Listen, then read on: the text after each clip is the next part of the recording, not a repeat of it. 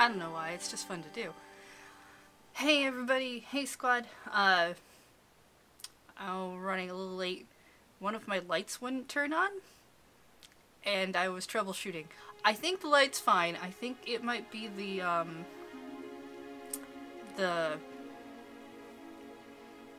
what are they called? It's not an extension cable, it's got the extra plugs, but it's got the battery backup thing. I've forgotten what they call them.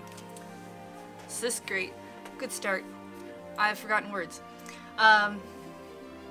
Yeah, the thing I had it plugged into, I mean, it looked like the cable wasn't working, but then I couldn't get the light to work on the other cable, and I don't know. I need to troubleshoot some other stuff to find out if maybe the backup battery box is dying. Which will make Beach sad. More than me sad. But, here we are. Ooh. I don't know, I find it fun to do. And I know we're not doing Twilight Princess anymore, but why not? Oh, that seems loud. Why are you so loud? Right, so, if you're not familiar with this game, there's time travel things involved in many bad ends, and we're trying to avoid all the bad ends so that we can get to the good end, which happens in 10 hours game time. We're in like hour 2 game time. That's so loud. Why are you... Whoa! Sound effects. Why are you so loud? Is there... Was there like an options menu where I can turn some of the sound effects down? No. New game and load game. These are your options. These are your choices. This is how the world works. Hey, thirsty kitty. Alright. We're still at 11 o'clock. We haven't gotten everyone to the end of the hour.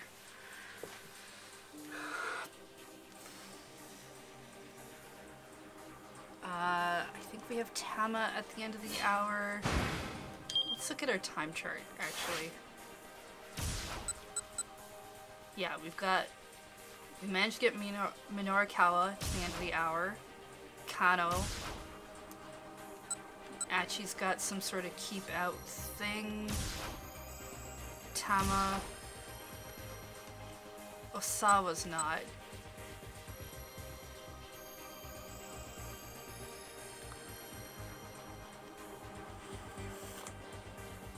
Can we go back in time to change between you choosing new and load?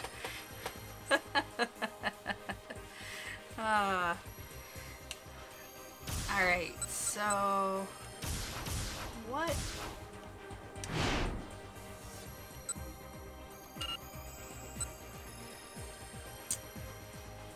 I'm trying to remember what the keep out was for this.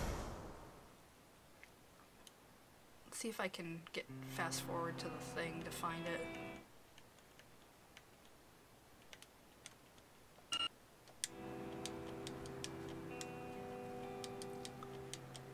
Yeah, they found a waste of time and then they found it. Good night, thirsty kitty. Keep out happened.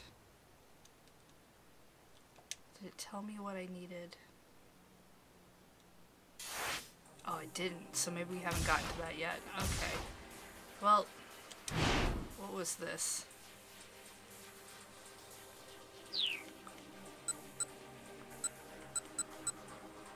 I guess we had a different choice.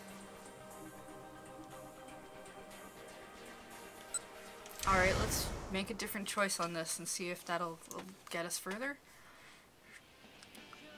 So for this, this is the guy who works at the pharmaceutical company, and he may be being blackmailed through email. It's hard to say, but his daughters are the ones who are in trouble.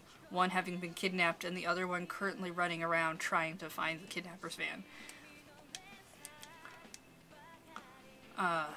Alright.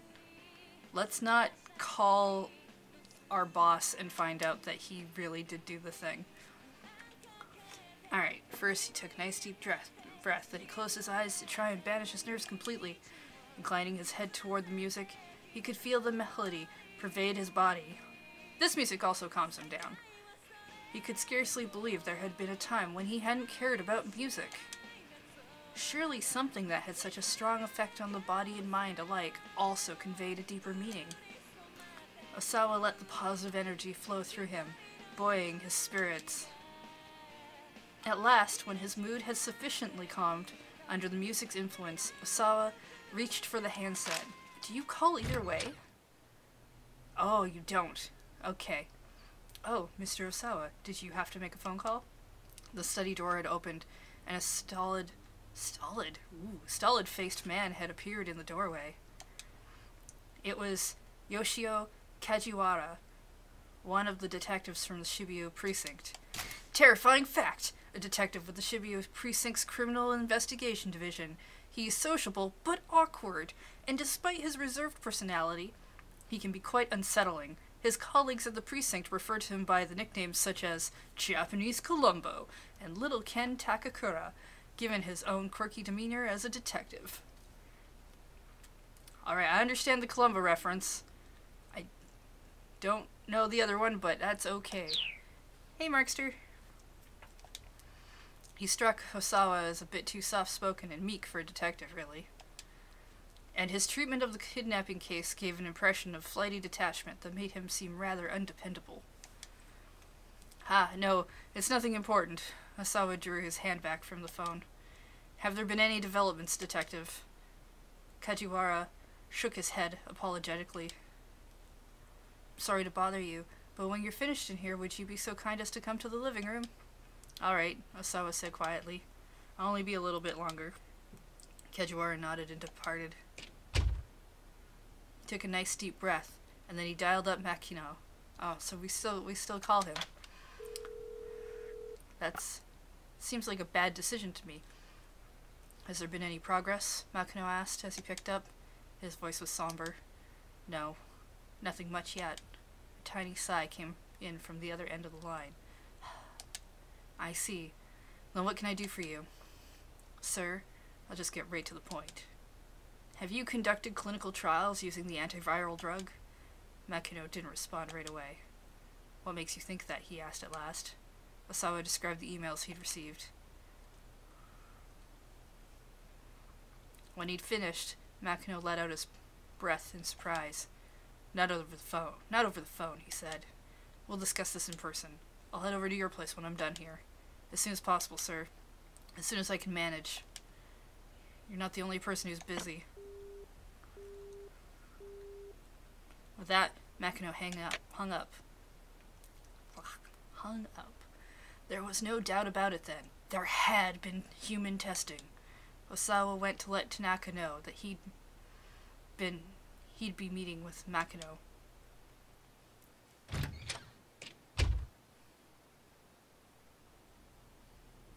Kajiwara stood in the hallway.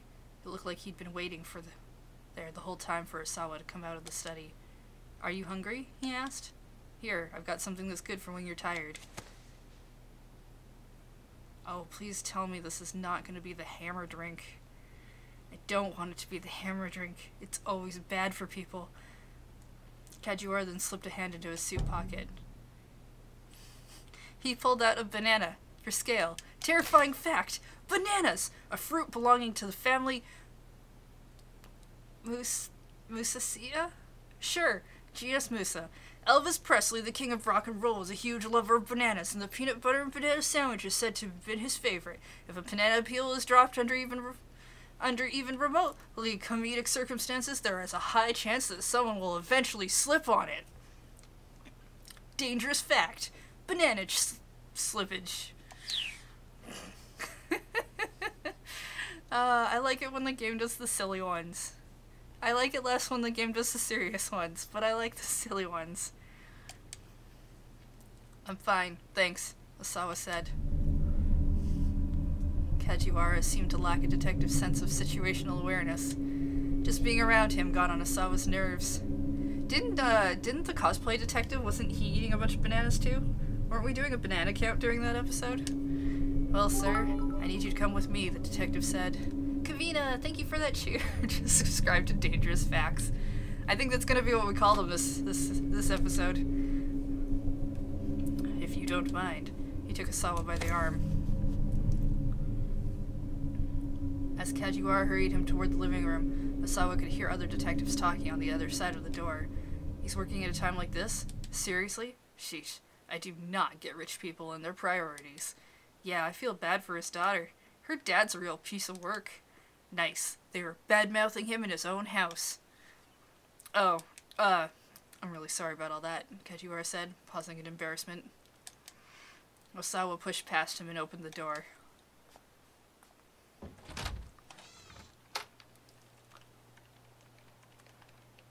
A number of police detectives had holed up in the living room. They went suddenly silent as Osawa entered. So tell me, he said sarcastically, would you rather I stay here weeping as I watch this disaster unfold? The detectives winced and grimaced. Forgive me for not being a perfect father, he added, his hostility building. Kajiwara stepped forward to intervene before things got out of hand. Now, let's not be touchy. I am not being touchy, Osawa snapped, but he knew full well that he was. These guys had the time to sit around backbiting him, but not to go out and bring Maria back to safety. Already close to half a day had gone by without any new developments. This clock is very fancy. The ransom demand had come in the previous night at 8 o'clock.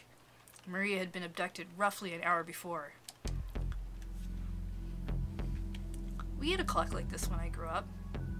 It was a little bit, not quite this design, but like of close to this clock face and then like this wood. It ran slow, but it chimed a lot. Tomorrow, 10 a.m. by Hachiko in Shibuya. Have the sister Hitomi bring 50 million yen. If not, the girl's life is forfeit. The kidnapper called only once, so the police were unable to run a trace. No dangerous fact for trace? I'll do it, Hitomi said. Anything for my sister. She didn't hesitate in the slightest at the suggestion that she make the ransom handoff. Asawa was staunchly opposed to the idea, but the police were of the opinion that it was better to acquiesce to the kidnapper's demands. Ai's reaction, on the other hand, baffled nearly everyone. We don't have 50 million just lying around. Are the police going to be putting that together for us? Kajiwara stepped in to reassure her. If it comes down to it, the police will be able to help raise the money. Okay, go ahead then. Do it. We'd need you to pay it back afterwards, though, of course. Well then, what's the point of that? Ai's voice spiked up to a piercing shriek. Calm down, Asawa told her. You're making a scene. Ai turned away in a huff. It's alright, detective, Asawa continued. I'll talk to the bank first thing tomorrow morning, figure something out. At that, Ai stormed out of the room. Kajiwara bowed his head several times in apology. As soon as Hitomi had made contact, we'll apprehend the suspect and take things from there. What? Hold on. Won't that put Maria in danger? If we let the kidnapper get away with the money, we have no proof that he will return the hostage safely afterwards. There was a certain logic there. Osawa had to concede. I see, he said. So you're saying that catching this guy will be easier for you if he keeps my daughter hostage? No, that's not what I'm implying at all. Kajiwara wiped the sweat off his brow and bowed profusely. At least, I promise we'll get your daughter back safe and sound, Mr. Osawa. Obviously, there was nothing to be gained from further challenging the detectives. Alright then. I'll let the police do their job. Osawa bowed even lower than Kajiwara had. Ooh, bow off.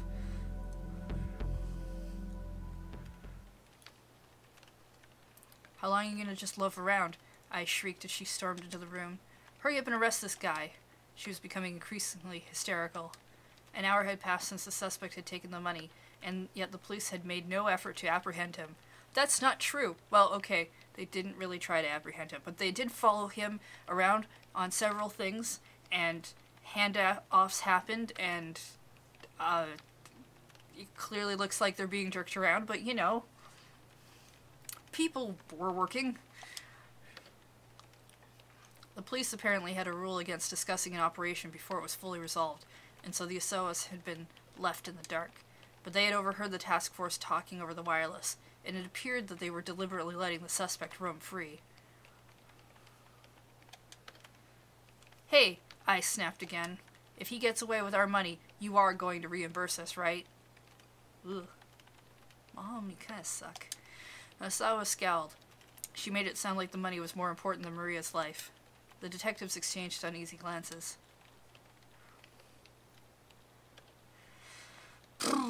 Chide my wife or say nothing. I kind of want to tell her off, but I also don't want to make a scene. But this game's about choices. Let's tell her off. It's only money. It doesn't matter. Only money? Are you serious? Do you have any idea how much we're talking about here? The ferocity in her voice left him with no response. He should have known better than to expect her to make sacrifices for his daughters. By now, he was accustomed to Ai's coldness towards the two girls. The twins were Osawa's daughters from his first wife, who passed away 50 years earlier. Ah, yeah, okay.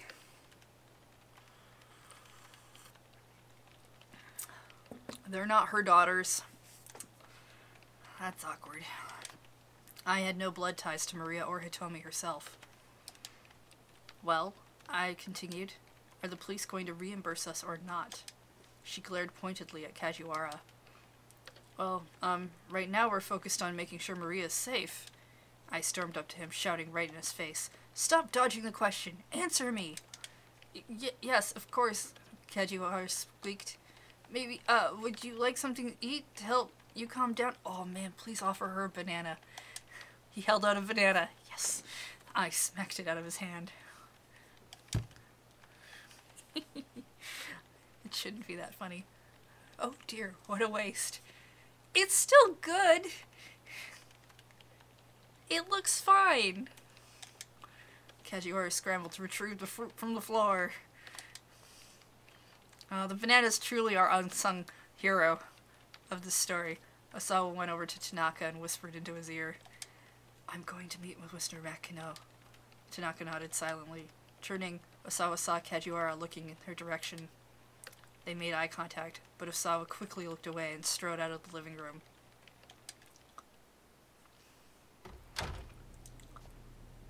Kajiwara followed after him. Excuse me, Mr. Osawa? Yes, what is it? The detective fussed sheepishly with his hair and forced a smile. Sir, we'd appreciate if you could remain in the living room as much as possible. Osawa was in no mood to stand on propriety, yes. Look, I've got a ton of work to do, he said. Are you here to tell me to play the role of the grieving father, too? No, not at all. Personally, I happen to think you're an admirable father, Mr. Osawa. Admirable. Did the word have a ring of sarcasm? Ooh, hello, music. How are you doing? He had no way to tell if Kajiwara was being forthright with him or not. You're no ordinary fellow, Mr. Osawa. You're a genius. A genius? Me? Osawa made a skeptical noise. Am I mistaken, sir? You've made very important strides in the field of virus research. Or, well, so I've been told. Osawa wasn't sure how to respond. He had never considered himself a genius. He was just someone who was more interested in viruses than he was in other people. Everyone who's a genius is also a little bit odd, after all, Kajiwara went on. Probably he'd intended that as a compliment, but still. And I mean, there's nothing wrong with weirdos, so long as they leave us ordinary folks alone, you know? Is this guy trying to praise me or insult me? Osawa let out a heavy sigh. Genius, weirdo, what did it even matter? So long as he could be left to his work, he didn't care one whit how he looked in other people's eyes. Kajiwara wiped the sweat off his forehead with a handkerchief. By the way, what are you working on right now, he asked. I'm afraid you wouldn't understand even if I explained it to you, Osawa replied. Right, precisely. Even if I gave it my full attention, it would still be beyond me.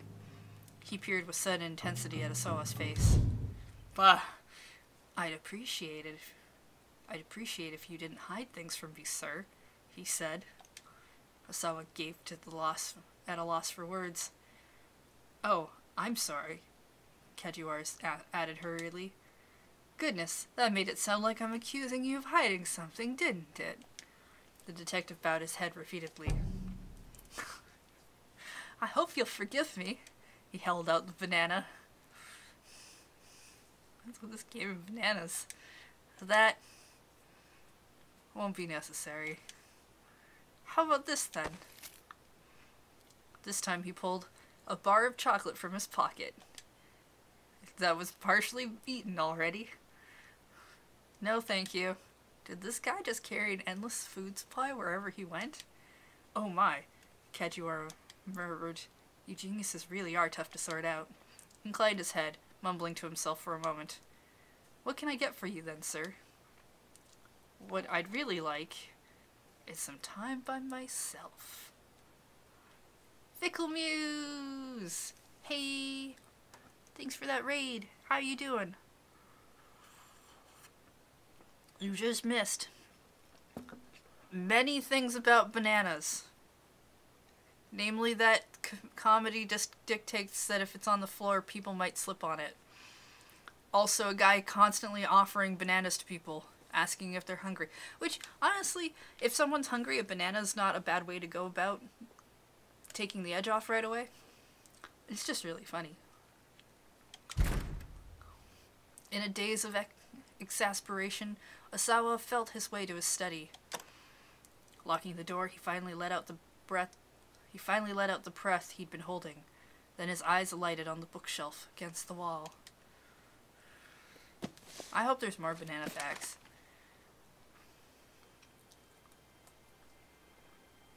Aw, these are his kids when they were small. He pulled out a photo album and began to flip through it. There were pictures of his daughters' grade school enrollment ceremony. Their mother had already passed away from illness, so Osawa had taken the girls himself. He remembered that, after the ceremony, Hitomi had come down with a fever. Hitomi had been rather sickly as a girl, falling bedridden at the drop of a hat. Maria, by contrast, had been lively and energetic, quite the handful. Osawa had found it remarkable that their personalities could be so different despite them being twins. He flipped further into the album. There was a picture of the three of them at their grade school graduation. Maria was looking away from the camera. Osawa felt like someone had stabbed a dagger in his heart. His daughters, or virology? Which truly concerned him more? Which did he truly love? It was ridiculous to try to compare the two. He'd known the answer before he even asked himself. Even so, human emotions were complicated, and sometimes made people act inconsistently. One of the consequences of that was this photo album. This was the last photo he had of Maria. He searched and searched through the rest of the album, but she was nowhere else to be found.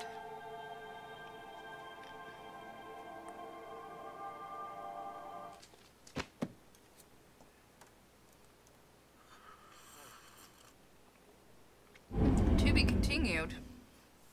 Okay, so changing him, doing what he did change a thing a little. Okay.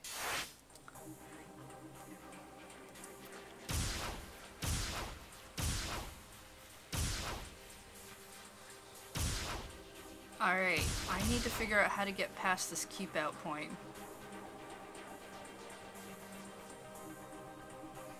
I don't remember where it would have been.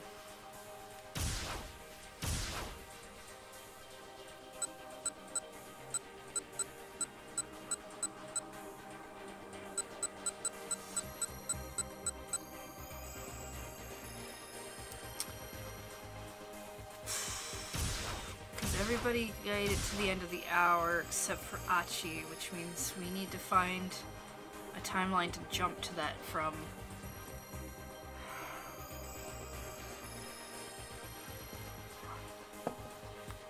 There was the timeline jump that had the Sai. We did that one already. That let us get through the keep out on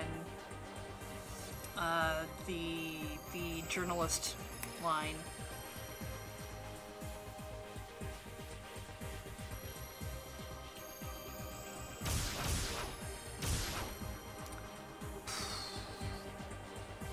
Maybe it's in here somewhere?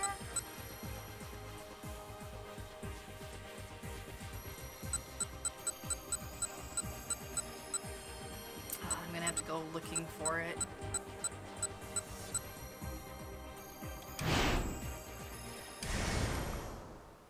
Let's try looking through this timeline.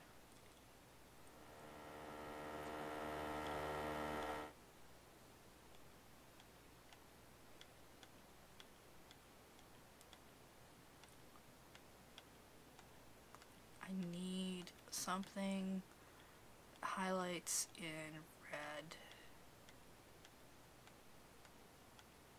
Because I don't think it was within effect. The psi was within effect, but I don't think this one is.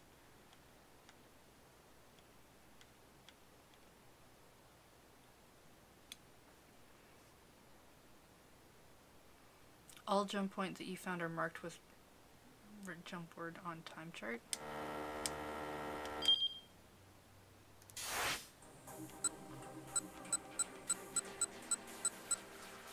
Oh. Right, okay. Thank you. That makes that way easier than what I was doing.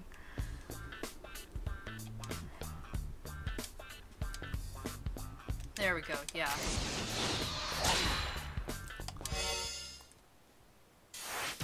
Jump. Alright, so they're hanging out in, Dogansaka? Something? They're looking for the van.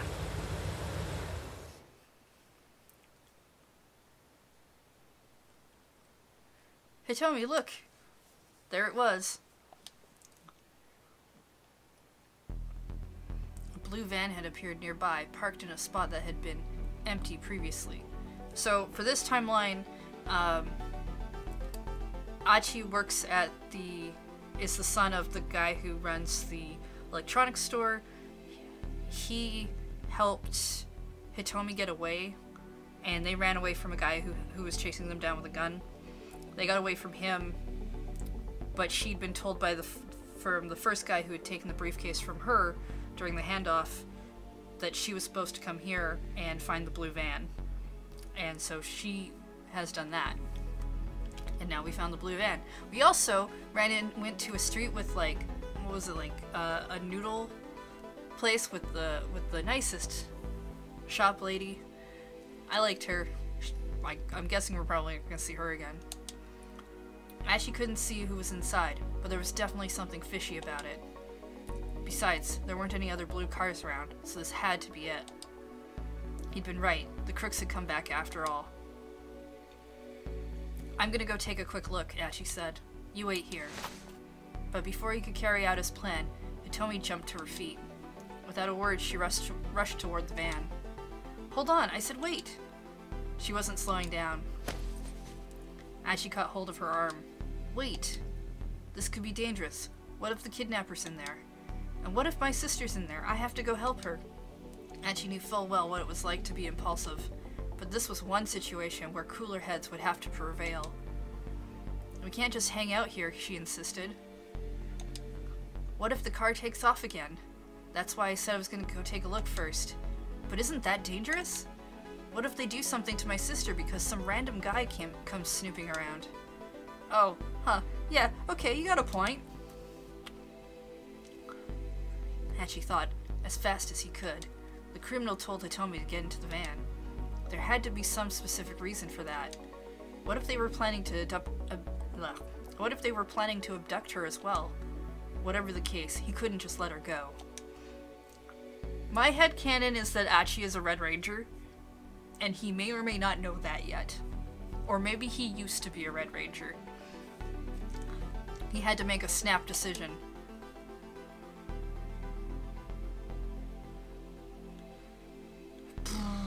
Let's go together.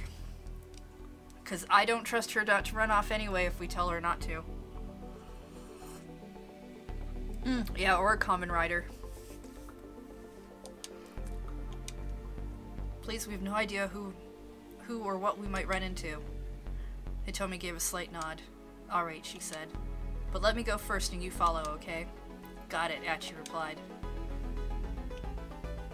Achi waited as Hitomi started walking, then followed her at a distance so it wouldn't look like they were together. She headed straight for the van. Two men got out of the car, neither of them Japanese. Achi picked up his pace in case he needed to close the distance fast. One of the men approached Hitomi and said something to her. She gave an affirming nod. Suddenly, the two men grabbed her from either side. They dragged her into the van and shoved her into the back seat. Achi broke into a sprint. Of course it was a trap. He couldn't guess what their whole plan was, but kidnapping Hitomi was obviously part of it. But before he could reach the vehicle, the doors slid shut. The van sped off an instant later. Achi raced after it. He ran as hard as he could, thinking of nothing else. He couldn't give up now. Couldn't let things end like this. He'd made a promise. No quitting halfway. And no turning his back on someone in trouble. But the car kept getting further and further away. Before long, it was just a blue speck that vanished into the cityscape. No! Achi never saw Hitomi again. Okay, I guess this was a bad end. Go remake that decision.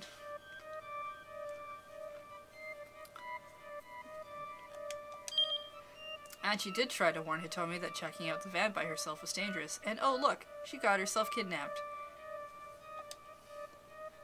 I mean, I made the decision that we go together.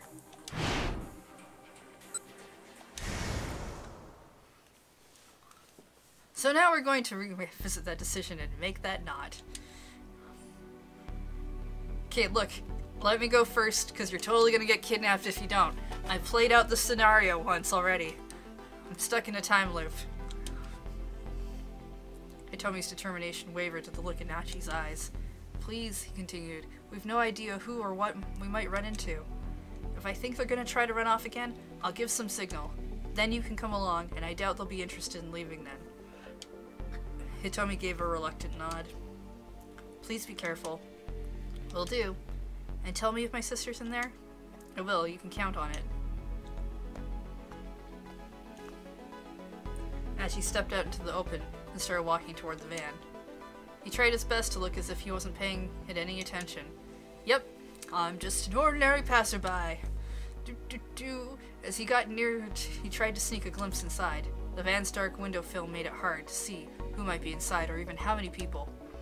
Casually, he moved closer still to get a better look. Sneak, sneak, sneak. Suddenly, the sliding door burst open and several people jumped out. None of them were Japanese. Within moments, Achi was surrounded. Whoa, what? Hey, what's the deal? He let out a little chuckle. Man, that thing must be packed. How many seats you got in that thing anyway? He took another step toward the vehicle and looked inside. Wow, that knife swipe noise. One of the men pulled a knife from inside his jacket, thrusting it out in Achi's direction. He'd probably meant it as a simple threat, but on reflex, Achi went into self-defense mode, kicking him right in the jaw. Red Ranger, Kamen Rider, definitely one of the two. There was a loud crack as his foot connected. The man dropped out like a light. The others stared, then rushed him. Well, this sure hadn't gone as planned. Too late to take it back now. Oh, you don't know that. I have time travel abilities in this game. The damage was done. Achi was just going to have to take out the rest of these punks too. He nimbly shifted his feet, evading their initial attack. Having to take these guys 3-1 wasn't going to be pretty. Achi! He heard Hitomi cry out. Crap. He hadn't given any signal, but she had come out of hiding anyway. Hitomi, stay back! How was he supposed to fight off 3 guys and protect her at the same time? What could he do? What should he do? Within moments, a number of passerbyers had gathered around the fight. Maybe they'd heard Hitomi shouting. Hey, what's going on? Oh my god, is that a knife? This ain't just some petty squabble. Someone call the police. Some of them began taking photos with their cell phones. One of the men cursed in frustration, then signaled for his buddies to get back into the car. Hatch couldn't stop them. The engine roared to life and the van sped away. Knowing he'd never catch them on foot, Hatch merely watched it go.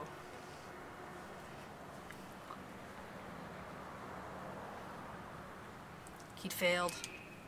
This was his fault, all of it. Achi bit his lip hard. How could he possibly face Hitomi now? Like this. Achi. Hitomi's voice was hollow, empty. Achi stared down at his feet like a scolded child.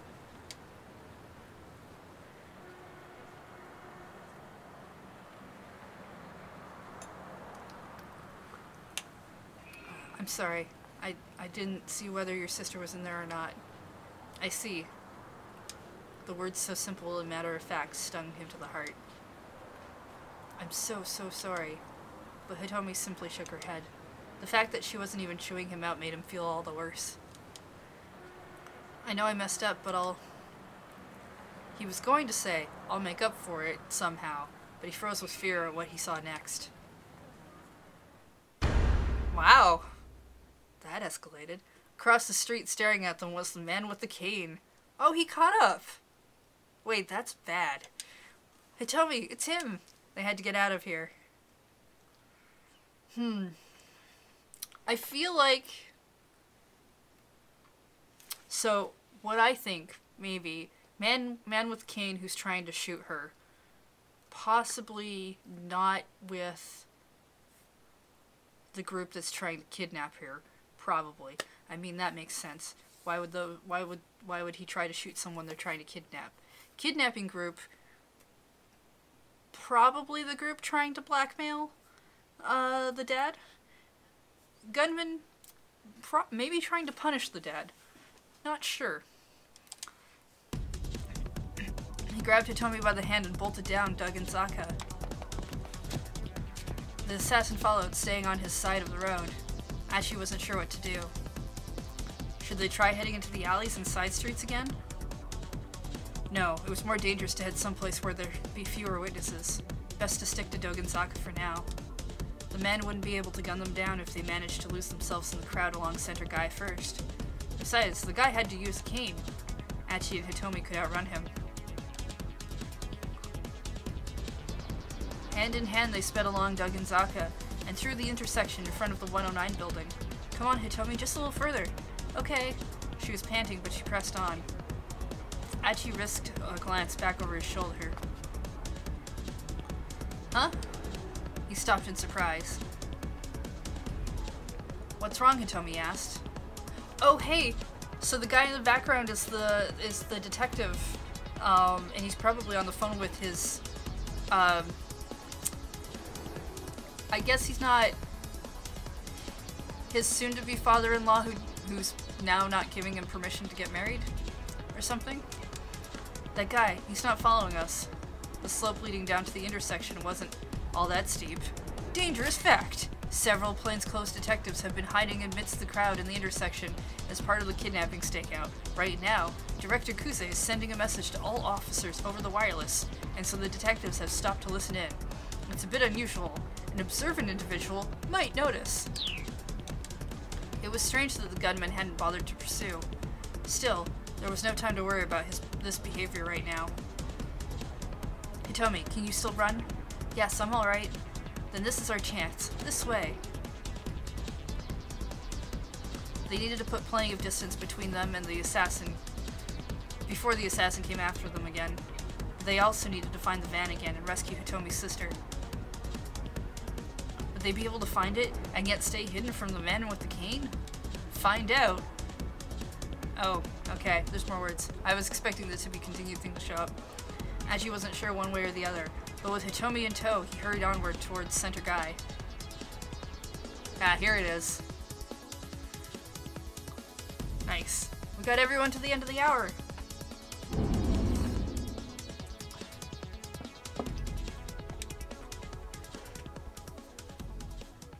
That means it's noon. We got through the first 2 hours.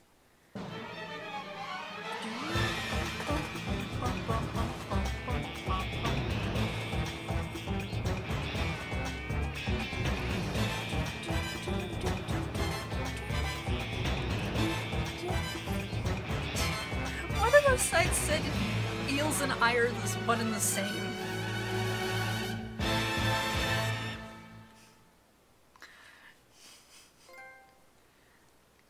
It's her trophy. Thanks, PlayStation. Alright. It's noon.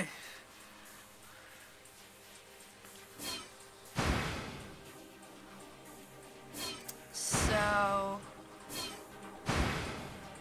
I mean, clearly the main thread kind of follows here, and the others are a little bit more side story.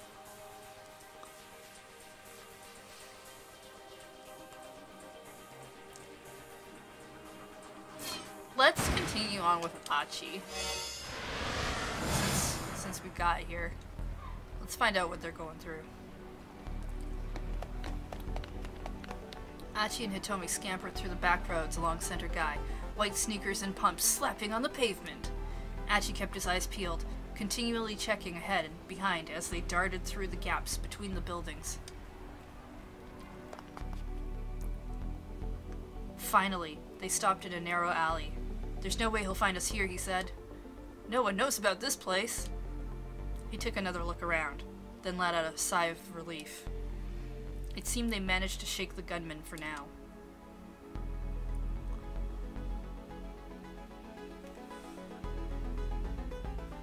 Is this... Oh, no, you're in a tiny alleyway. Okay, no, I see it now. Back when Achi was with the SOS, he had come through Center Guy practically every day.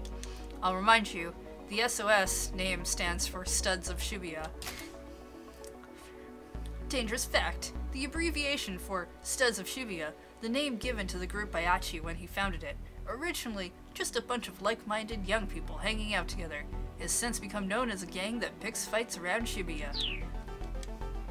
The gang had started out as little more than a group of local teens. They didn't do much in particular, just horsing around and killing time. What mattered was, they were having fun.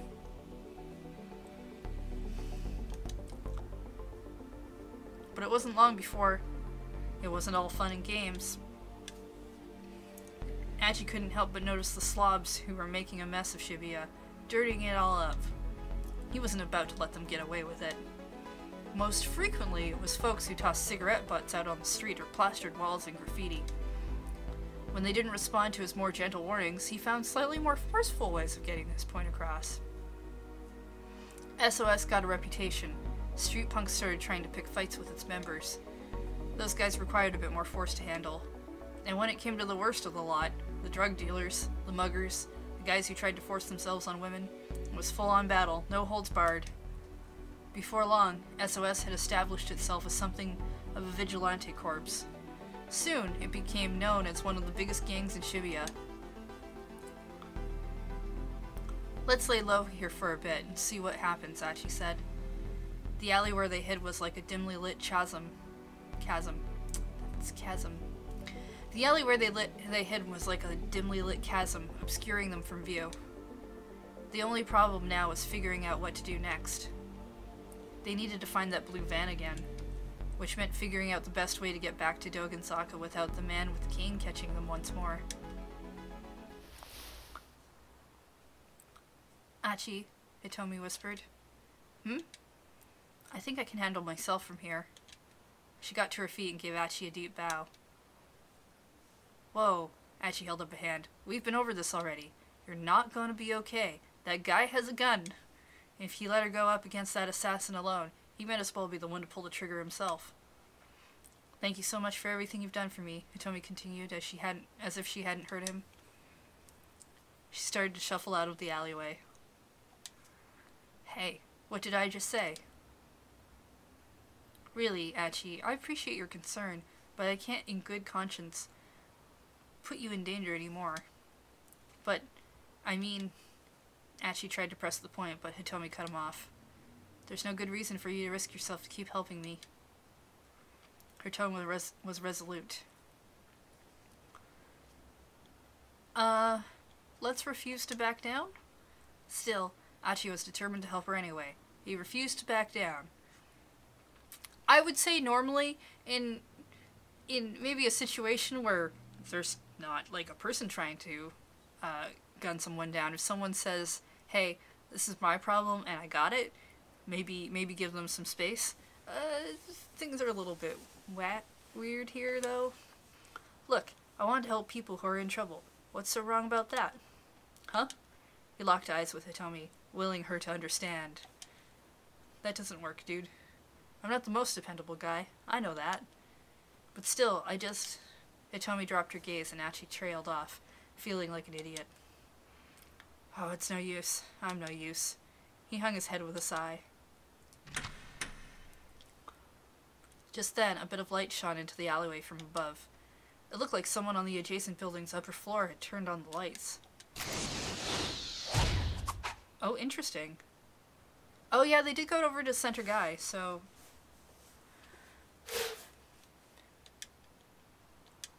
Buildings! The Nokane building, this multi-tenant building, has 7 floors, but a decade-old urban legend tells of a mysterious 13th floor. A diet aid sales demo is being held on one of the upper floors today. Dangerous facts. The light illuminated Hitomi's face. When Aki saw the look in her eyes, he reconsidered his decision. She was trying her hardest to hide it, but she was clearly terrified. No one was letting her go back out there alone. No way was he letting her go back out there alone. Still, if he tried to insist, she would only refuse him again. Hitomi, hear me for a second here. Tell me, what's the proper way to dispose of a plastic bottle? She stared at him in surprise. Well, first you remove the cap and the wrapper, then you rinse out the inside and crush it. And she let out the breath he'd been holding. Okay, good. Huh? I don't understand what's good. You gave me my reason why I have to help you out. I super respect people who respect the environment. I'm one of those whatchamacallits, an environmentalist. Hachi pointed at his mean, clean t-shirt. I forgot about that t-shirt. Hitomi hesitated. And what was your plan if I had said the answer was to toss the plastic in with the trash? Well, then I'd need to stick with you to help teach you. Environmental awareness begins with good education. So then you were going to take along with me regardless? Look, I'm just super pumped to learn that you care so much about proper recycling. Achi cracked a huge grin. Okay then. Okay. If you're really that sure about it, I guess I could use your help a little while longer. Hitomi flashed him a little smile. Man, she's so cute, Achi thought.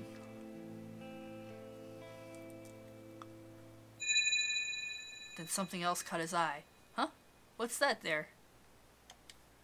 It looked like something black was stuck to the top of her head. Achi, what are you staring at? You've got something stuck there. What? On my head? Without thinking, Hitomi reached up and plucked it off. It was about 10 centimeters long, its body a glistening black, sporting feelers and several pairs of legs. It began to writhe and wriggle between Hitomi's slender fingers. Yeah, Achi yelped. It's a cockroach! He jumped backward, but Hitomi didn't so much as flinch. Oh, sorry, that gave me a bit of a start, he continued. Guess it must have fallen from one of the windows up there. Still, Hitomi did not move. Hitomi? She didn't appear to hear him. Hello? Hitomi? Ugh. With muffled gurgle, Hitomi passed out on the spot, her body as stiff as a mannequin. Neat. Julie! Hey, Julie. Thanks for that raid. We just found a bug on Hitomi's head, and Hitomi has passed out from it. It's a cockroach. Passing out has happened. What? Hitomi, are you okay? Hitomi! Hitomi! Hitomi! But no matter how loudly Achi called her name, Hitomi would not come to.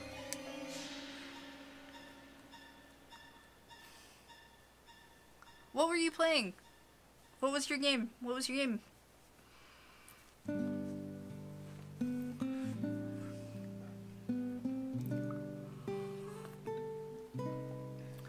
What? Wait. Was that a bad end? Did we seriously get a bad end from Bug on Head? What? From that day onward, Achi devoted even more of his time and energy to collecting trash. It became his personal passion to see that this city was a clean one, devoid of cockroaches. That was the mandate he had been handed, or if nothing else, his atonement.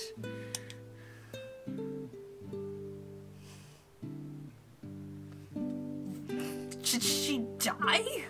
From the cockroach? I'm sorry. What? Game. Now you're being a little too silly. Mary Cat, thank you for that cheer. What was that? Oh wow, you're playing WoW? Wait, why did I say it that way? Julie was playing WoW. If you haven't, you should totally check out the Sugar Shot channel. She plays them games, and she's good at them.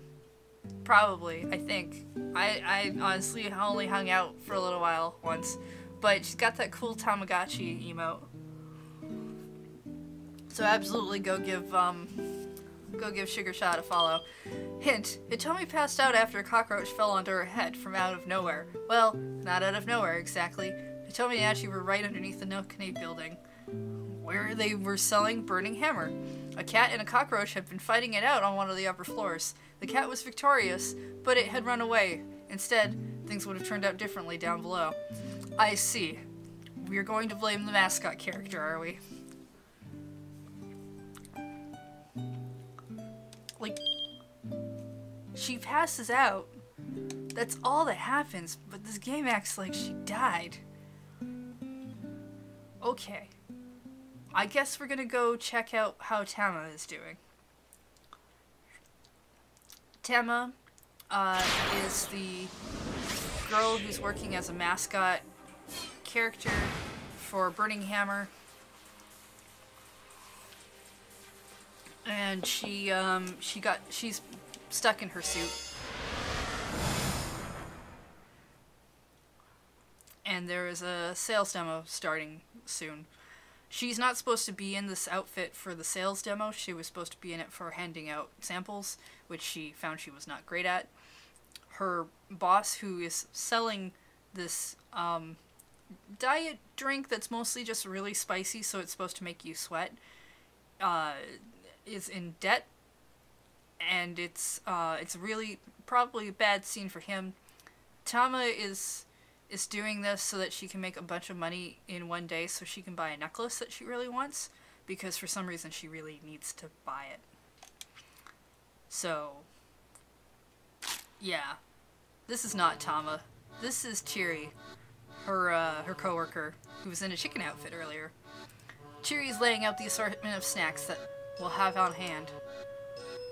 Hey Tama, you hungry? Why yes. Yes I am. I mean, that should be pretty obvious at this point. All I've had since putting on the stupid mascot costume is some Burning Hammer and a bunch of iced tea. Hey now, Chiri shoots back. What's with that attitude? Chiri, you do remember that you ate my lunch, right? The sticker said it was best before noon. You just made that up. Heh, yeah. Chiri chortles merrily and chugs some more iced tea. Okay, folks, Mr. Yanagishita calls out as he slips into the room. Lunch break's over. Back to work. I don't feel like I've had much of a break. If anything, I'm even more mentally exhausted than I was before.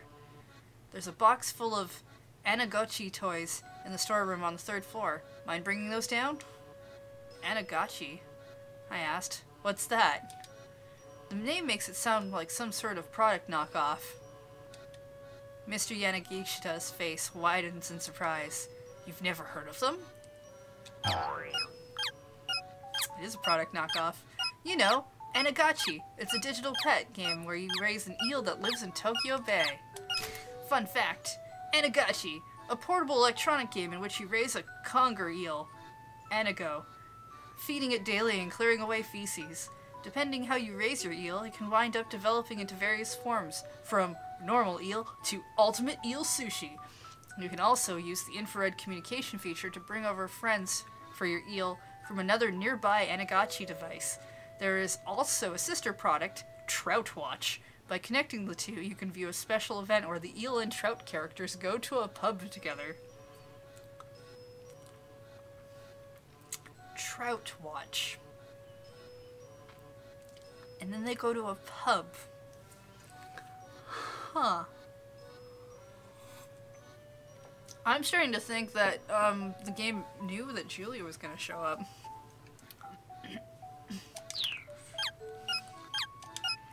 Never heard of it, I say. Huh, well, I guess maybe a lot of people in Japan haven't heard of it yet. But it's all the rage right now with youngsters over in NYC. NYC? Oh, he must be New York City.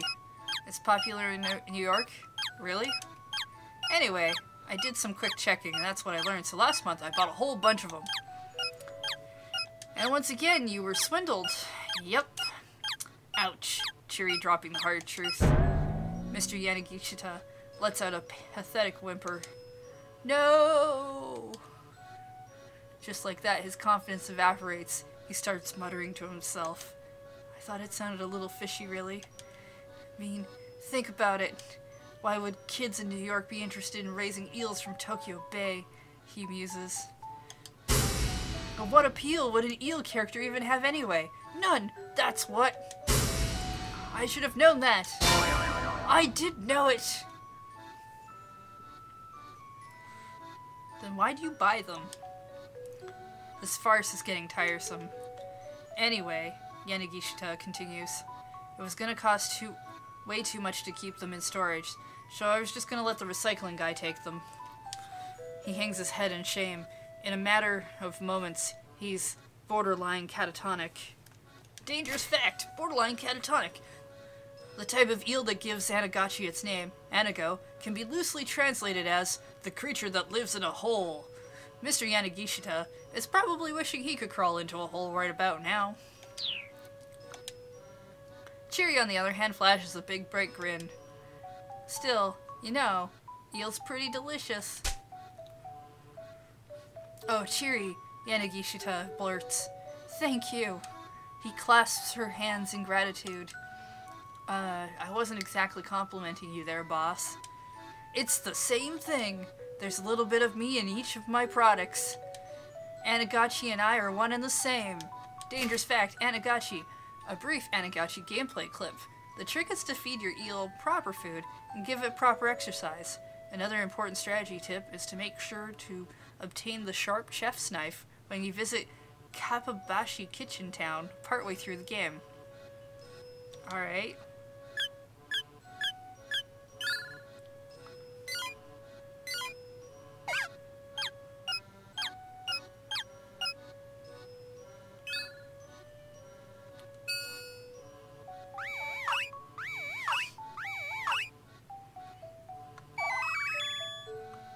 Right. So, this game is about raising an eel and then cooking it? That's weird. I'd play it. It's still weird, but I'd play it. Which is to say, eels and I are one and the same. Go on then, say something nice about eels. Cheery chimes right in without missing a beat. Eels are awesome. Even if it comes to eel sushi, 100 pieces barely whets my appetite. You know, these two make quite a pair. That really means a lot to me, Cheery. Thank you. Thank you. I don't understand what any of this is about, but if it helps mend Mr. Yanagishita's wounded spirits, I guess I can't complain. I leave them to their devices and head for the storeroom.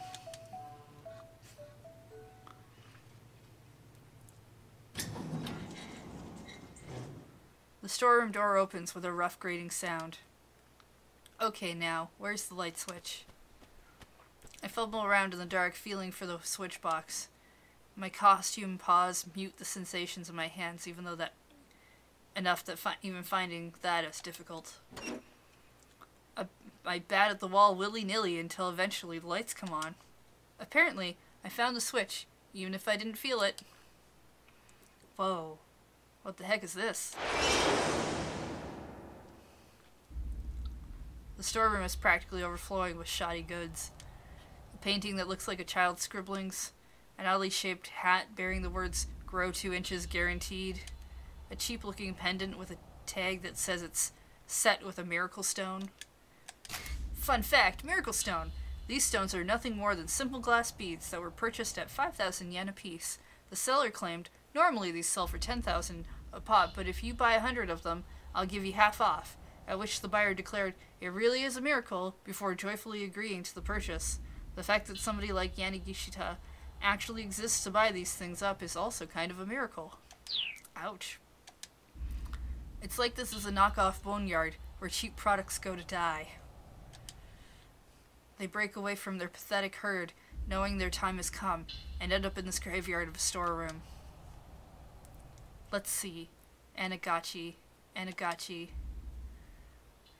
I quickly spy the cardboard box I'm looking for. Then I catch sight of a dark silhouette out of the corner of my eye. Eek! A yelp. Oh, it moved. Oh, that was fantastic. Still creepy. Good use. Good for you, game. It's one of them. Fun fact, them. Black, flat, quick, long antennae, often spotted in kitchens. Sometimes, somehow, their legs wind up in restaurant food. Ew. The size, the speed, the dark shape, it couldn't be anything else. It peers back at me from the shadow of the Anagachi box, the faint light catching the luster of its carapace. It looks ready to leap out at me at any moment. I need to act fast. Okay, well, it sounds like fighting it was a bad idea for the other storyline, so we're gonna snatch the cardboard box and run. Snatch up the cardboard box and make a run for it.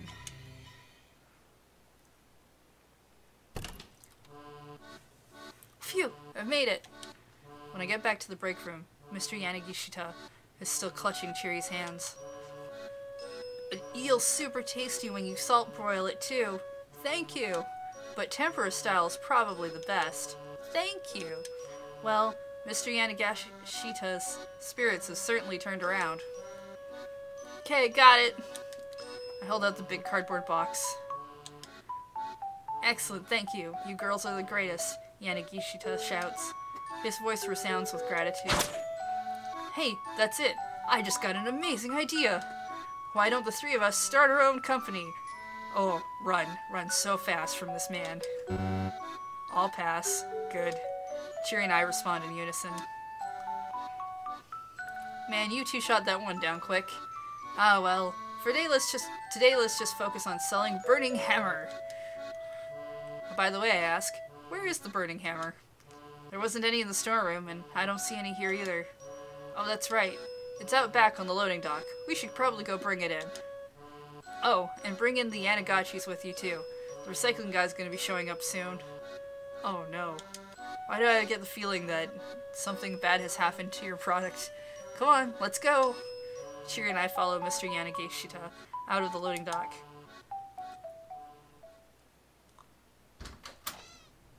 Yep. The loading dock, it turns out, is empty. There's no sign of the Burning Hammer anywhere. It's gone, Mr. Yanagishita murmurs. Then his voice rises to a shout. It's gone! All gone! The Burning Hammer! It's all gone! Flying into a panic, he searches frantically from one end of the dock to the other, leaping into the air, even peering down into the cracks. But no matter where he looks, there's nothing for him to find. It was right here a little while ago. Like, right here! Right here! I hear the sound of an engine revving outside. Mr. Yanagishita cries out in alarm. We can see a truck starting to pull away. Its bed is piled high with cardboard boxes and other assorted trash. Hey boss, is that... Yes, there it is! Mr. Yanagishita begins racing after the truck. My Burning Hammer! His voice cracks as he cries out. Give that back! Give it back! But he's no match for a speeding truck, and the boxes of Burning Hammer vanish before his eyes. Burning Hammer! Come back!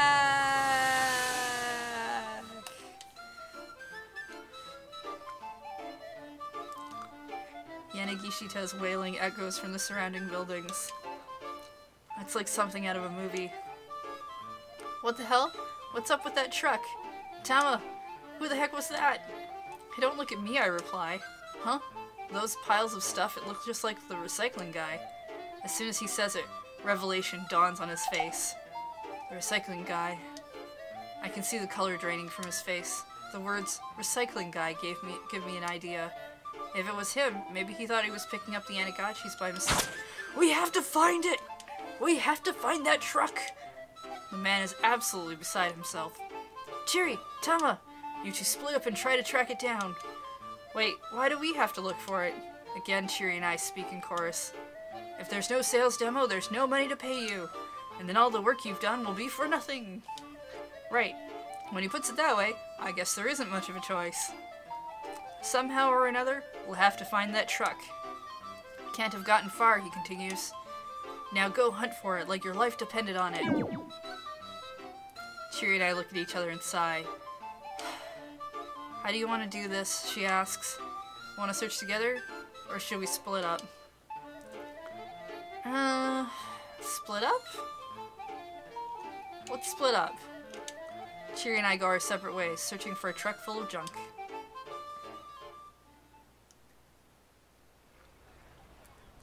I make my way to Center Guy. I'm so focused on searching all over as I walk that I lose track of where I'm going, and I wind up bumping right into a man who's hurrying along with his daughter. Oh, that's, I feel like we've seen him before. Yeah, Toyama. Teru and Hano Toyama. They came to Center Guy to eat lunch. Before that, they were at Heaven Publishing in Shibuya 1 Chrome. While wandering around distractedly looking for somewhere cheap and tasty, Mr. Toyama bumped right into Tama. This is from the journalist timeline.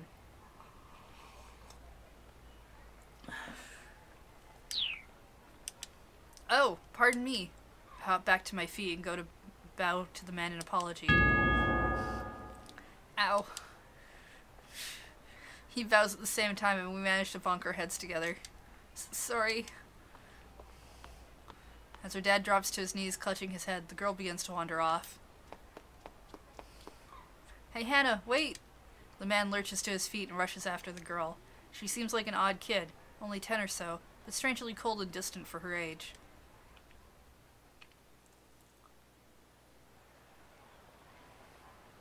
Nursing my own sore head, I made it all the way to Shibuya Station, but there's no sign of the truck. I don't know how he hit your head so badly that would have happened. Like, you have... No, sure. I'll probably never find it just by wandering around randomly. That is a very large watch. It's already 12:35. The sales demo starts in 25 minutes. I have serious doubts I'll be able to find the truck by then. Arrgh! What should I do?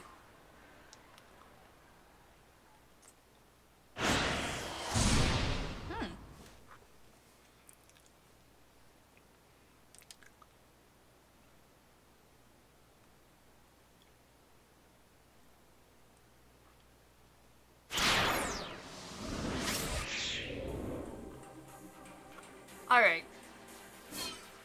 Going back here.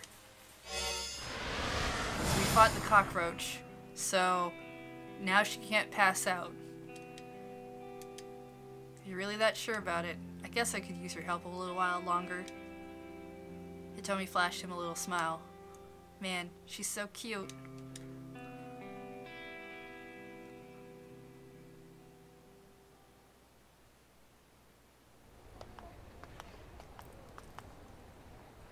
Sneaking out from the alley, Achi and Hitomi began to make their way along the side streets back towards Dogenzaka.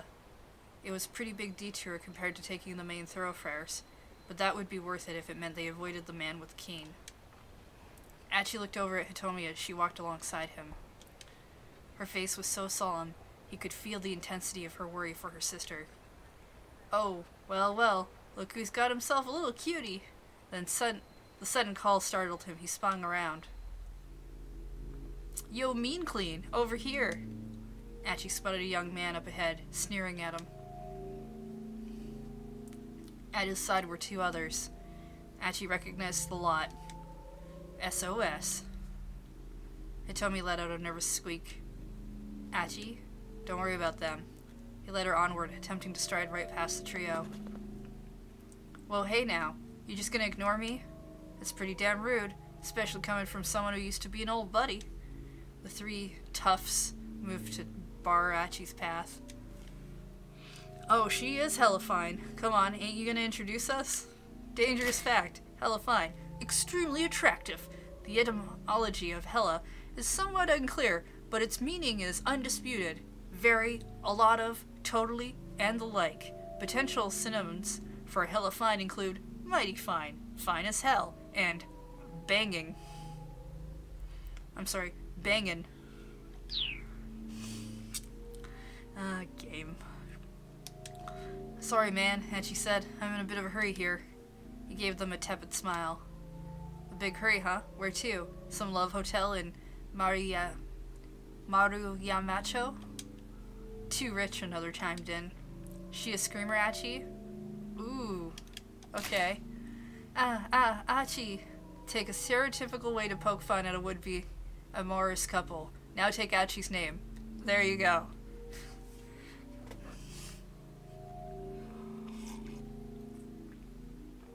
Thanks, game. They burst out howling like a gang of monkeys. One of them cackled like a grinning idiot. Achi! Achi! Achi! Achi felt his anger boil. No, we're gonna ignore them. We've got things to do. But there was too much at stake. He was just gonna have to suck it up and ignore them for the time being. Gritting his teeth, he tried to slip past them, but the largest of the three grabbed him by the collar. If you're gonna turn it into a fight... You ran out, man. Susamu's the one who runs this town now. You got no right to keep acting like you're the boss of us. He shoved Achi up against the wall. Says who? Achi asked. Susamu? Say what now? Did Susamu say that I've got no right to act like the boss? Bus, please. Susamu ain't got no time to worry about your sorry bus. Is that so? Achi's fist flashed out, catching the man clean on the jaw. He dropped onto the ground with a dull thud. So, tell Susamu this. Everyone in Shibuya needs to just play nice and have fun. Achi kept his tone light and jovial, but he eyed the two other toughs like a hawk eyeing its prey. Is he gonna be alright? Hitomi murmured. She looked at the man Achi had laid out with some concern. He'll be fine. If that's all it took to knock him out, he's got no right to act all bad bus. Achi, huh? I don't believe I've had the pleasure. That music sting. A taller man with an angry gleam in his eyes had appeared atop the steps nearby. He must have turned up during the commotion. He radiated a distinct aura of menace. That's me, Achi replied. And just who are you? For once it was someone he didn't recognize. The name's Yoji Kiryu. Alright, fun fact, Yoji Kiryu used to roll with a gang from Ikebukuro until a few months ago, known as the Killer Whale of Bukuro. He answered any and all resistance with his fists. His crazy antics led to him being kicked out of the gang. However, and lately, he's been hanging around Shibuya. Well, good for him. I joined up with SOS after you left. Now I'm Susamu's number 2 guy. The newcomer stared at Achi's face, sizing him up. Our legendary founder. I've heard so much about you. The founder. It had been a long time since anyone had called him that. There'd been a bunch of arguing over who would take charge of the new group that was forming to set things straight in Shibuya. At some point, folks had started hailing him as the force behind SOS. But founder, that was just something his buddies called him. He'd never paid it much heed. Shibuya was a place for fun, not hierarchies. At least in Achi's mind, that was how it ought to be. Like how you busted up some mean old drug dealers, rescued your pals from Yakuza bondage? Fun fact, here, bondage is used strictly in the sense of captivity. Any other types of Yakuza bondage will not be featured in this game. Sorry if the temp link here got your hopes up.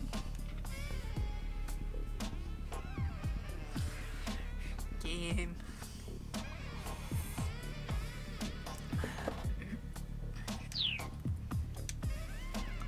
You're a real hero. Kiryu's tongue flicked from his mouth like a snake's. Hitomi shuddered, and she couldn't blame her for being creeped out. But that's all in the past now, isn't it? Kiryu continued. You went modestly on your way. It's up to us now. And we've helped SOS grow by leaps and bounds to help carry on your legacy, no matter who stands in our way.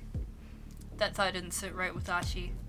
If aggressive expansion was the name of the game was losing touch with its roots. It wasn't about keeping Shibuya safe and fun anymore. Make SOS bigger, huh? He said. I'm guessing that was Susumu's call as well. Kiryu didn't answer his question. His mouth merely twisted into a knowing sneer. In any event, I think these boys here need a little lesson in manners. The guillotine ought to do it the trick. Dangerous fact, the guillotine, a capital punishment device invented in the 18th century France. The condemned is executed by decapitation by means of a heavy blade that descends from above. Named for physician Joseph Ignaz Guillotin, who advocated its use to the National Assembly, both kings Louis XVI and Marie Antoinette were executed by guillotine. Dangerous fact. The other gang members started an alarm. Whoa, hey, just calm down, man. Please, anything but the guillotine. Kiryu pointedly ignored their pleas. Whoa, hey, what's the guillotine? Achi asked. Kiryu smirked. The guillotine is the guillotine. Okay. With me, worms. Without a glance back, Kiryu strolled away. His two underlings followed him unhappily. Achi wondered what lay in store for them, but right now he had more important things to worry about. Come on, let's go. He took Hitomi by the hand, and they were back on their way.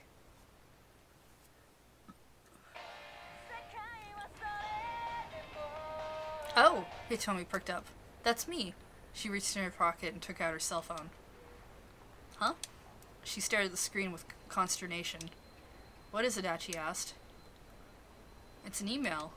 From Mr. Tanaka. Who's Mr. Tanaka? He works with my father. I'm not sure what I should do. Achi remembered that the criminal had warned her against contacting her family or the police. She seemed reluctant to even open this message. I'm sure it's fine to just read an email, he said. And besides, he's not the police and he's not your family. Yeah, you're right. Hitomi scanned the message anxiously. It sounds like he's worried about me, she said. Then does he know about the kidnapping? Yes, I know my father trusts him. And he's always been so... Hitomi cut herself short. Still, it was clear to Achi that she and this Tanaka person had some sort of close relationship.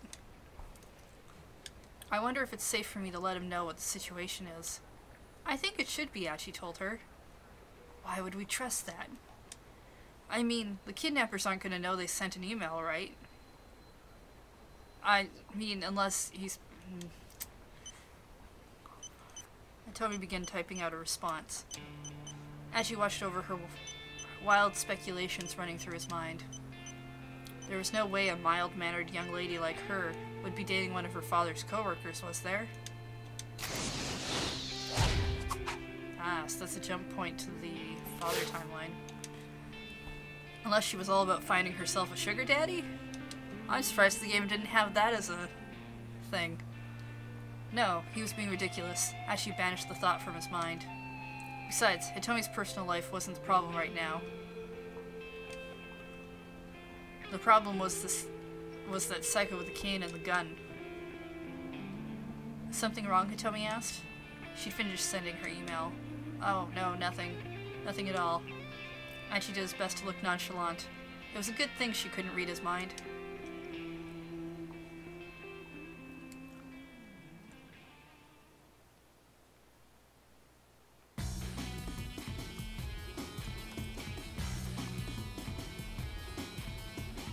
They exited Center Guy and resumed their approach toward Dogenzaka by the way of Maruyamacho. Maruyamacho!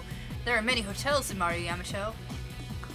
These are not ordinary establishments, but rather the sort of hotel where two people who are so inclined might, redacted. A couple heading to this kind of place in the early afternoon would without a doubt be assumed to be bent on, redacted. You might be wondering whether an option for these two to get up to mischief will appear as a selection prompt. Well, don't get your hopes up. This isn't that kind of game. Welcome to Redacted Facts. I kind of like the sarcasm of this game.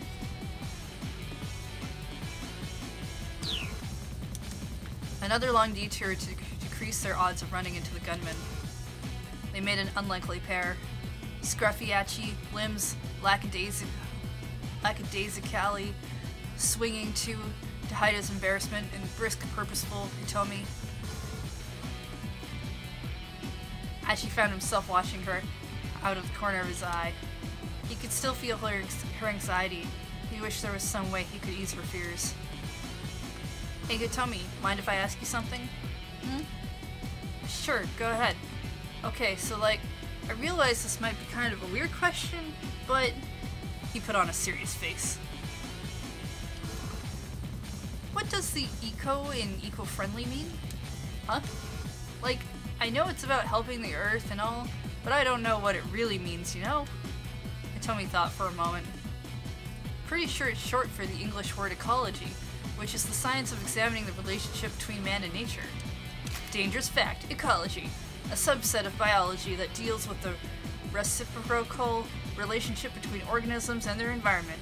Nowadays, the term can also refer to cultural and social effects on the global environment. The later usage can be broad and imprecise, making the exact meaning somewhat difficult to define. Oh, right, science. Pleased with himself, Achi chattered on excitedly. Oh, right, science. Ebla, hey, thank you for that cheer. Fun fact, every time they say Dugensaka, I hear Danganronpa, redacted.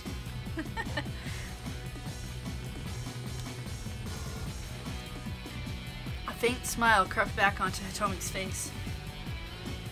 Say, you ever hear about the clean river here in Shibuya? A clean river? In Shibuya? Really? Ask 100 youngsters outside of Shibuya Station the same question, and you probably get the same answer 100 times. Yeah, the Shibuya River. You know, that drainage channel we saw earlier? Wait, that's the clean river you're talking about? By no reasonable definition was the Shibuya River what anyone would call clean. That's the one, Achi grinned at her confusion. See, the river used to be clean a long time ago. I read about it in this old book called Science Strikes Back. Dangerous fact, Science Strikes Back! A popular monthly magazine, abbreviated SSB. The series has been running for 29 years now, but the Strike Back's appendix is still immensely popular with children. The woman who handles the home deliveries is known as the SSB lady, and the children wait excitedly on the 25th of each month for her to make her rounds. I used to have that book, Hitomi chirped, her eyes wide with excitement. You're talking about that bit with the river that got turned into a song, right? Dangerous fact. The famous 1912 song, Haru no Ogawa, The Spring Brook, with lyrics by Tatsuyuki Takano and music by Teiichi Okano. It is said that the song was inspired by the view of the upper course of the Shibuya River during Takano's childhood. In the modern day, there is a stone monument bearing the song's lyrics along the Oda-kyo line between Yoyogi Hachiman and Sengubashi. Fun fact. Yeah, that's the one. You read it too? I did. And she felt a giddy rush at this unexpected connection they shared. Imagine if there was still a clean, beautiful river here in Shibuya. It'd be the perfect place for taking a romantic stroll. Hitomi looked up at Achi. She seemed to share his joy in this idea. Wouldn't it be amazing, Achi said, if that dirty little channel could be clean like it used to be? It would. Maybe as amazing as the look on Hitomi's face right now, Achi thought. Hitomi, tell me some more ecology stuff. Hit me with whatever you've got. She seemed happy to oblige, and so as they walked along, Hitomi explained the bits of knowledge she'd picked up over the years. Achi was quiet, hanging on her every word. Return to Dogenzaka became an impromptu environmentalism lecture. Hitomi continued until she'd exhausted her ready knowledge. I just don't get it, Achi grumbled when she paused at last. I mean, why is it a bad thing if the planet gets warmer? Wouldn't that make winter in places like Hokkaido way easier? No, you see, because if the whole planet gets warmer, it'll cause the whole ecosystem to collapse. Achi racked his brain. And the ecosystem is what again? It's like the solar system? Images of the cosmos filled his imagination. No, not really. So, is it like a sound system then? I don't know how Achi got so dumb all of a sudden. He was not this dumb a few minutes ago. Mary Cat, thank you for that cheer. Not really. Oh, but anyway, you're saying the problem is with the, what was it again?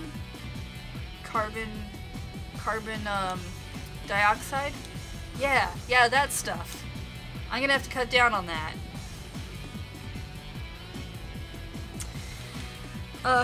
Sure. That settles it, Ashi declared proudly.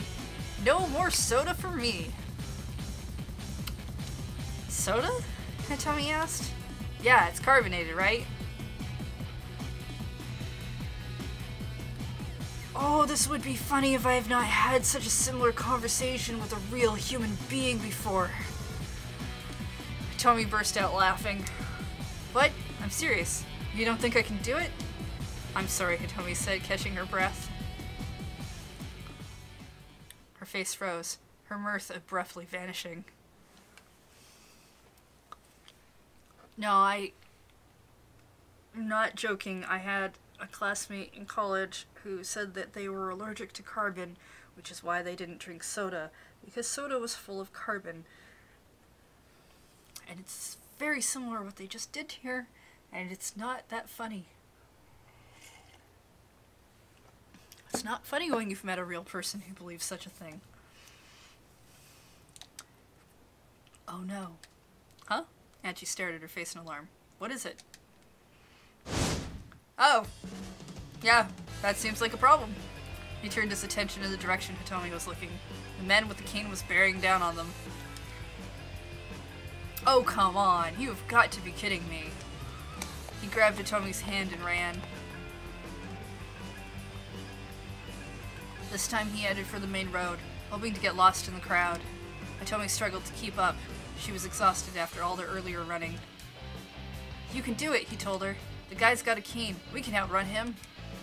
Yusasen was still hurrying after them. Once we get around the next corner, we'll be out on the main road. Yeah, okay. She strained to get the words out. Bit by bit, her feet were slowing down. It was another 50 meters or so to the main road. As she realized that they might get caught before they got there. Sorry, Hitomi, he exclaimed, but I gotta do this. Uh-huh. He scooped her up in his arms. Eep!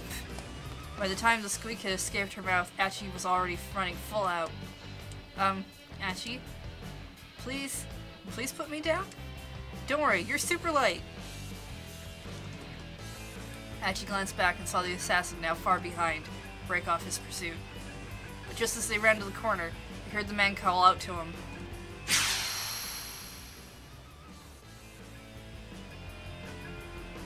Achi almost stopped on reflex.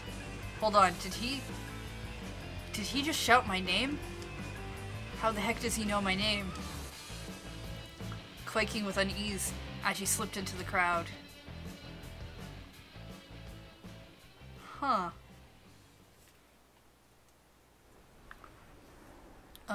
Achi, could you please set me down now? A meek voice pulled him out from his panic. Huh? He looked down at the girl in his arms. People in the crowd all around them were watching and chuckling. I mean, I'm really happy you saved me and all. Being carried around like this is, Hitomi was blushing beet red, but Achi's expression had gone pale. Achi, wait! Had he really heard that right? That's what it had sounded like. He set Hitomi back on her feet. then used his shirt sleeve to wipe the sweat from his face.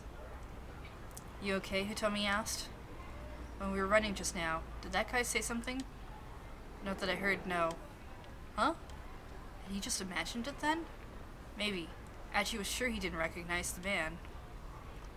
There's something weird about that guy, though, Hitomi murmured. She furrowed her brow. No matter where we run, he keeps catching up to us. It's almost like he knows where we're going. She was right. Finding a particular pair of people in a place as big as Shibuya bordered on the impossible. And yet somehow the assassin had tracked them down several times now. And he's probably with the police somehow.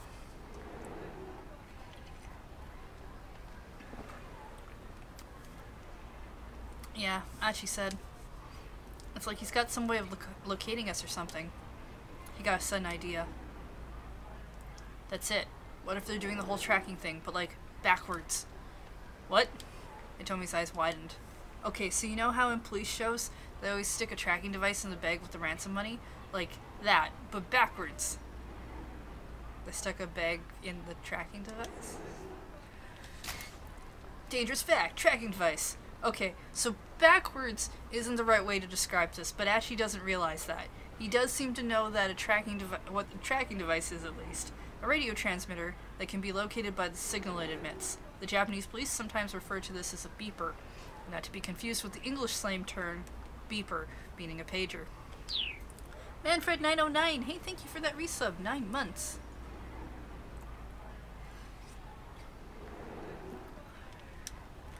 Backwards? Yeah, like, instead of putting the tracker on the money, they put it on you. Hitomi frowned. I don't see how I could possibly have the tracker on me, she said. I mean, I'm just wearing my clothes from home.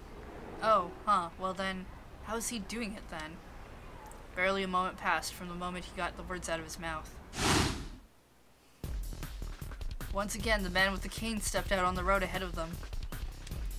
It really did seem as if he'd known exactly where they were going to be. How the hell is this happening? Ashi groaned. He reached for Hitomi's waist, ready to pick her up again. It's okay, I can run by myself.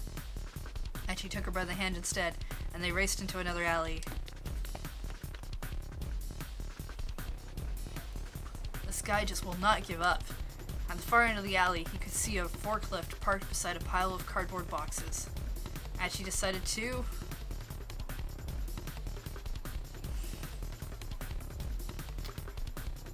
Okay, I mean, throwing the boxes seems like the better option, but I kind of really just want to drive the forklift.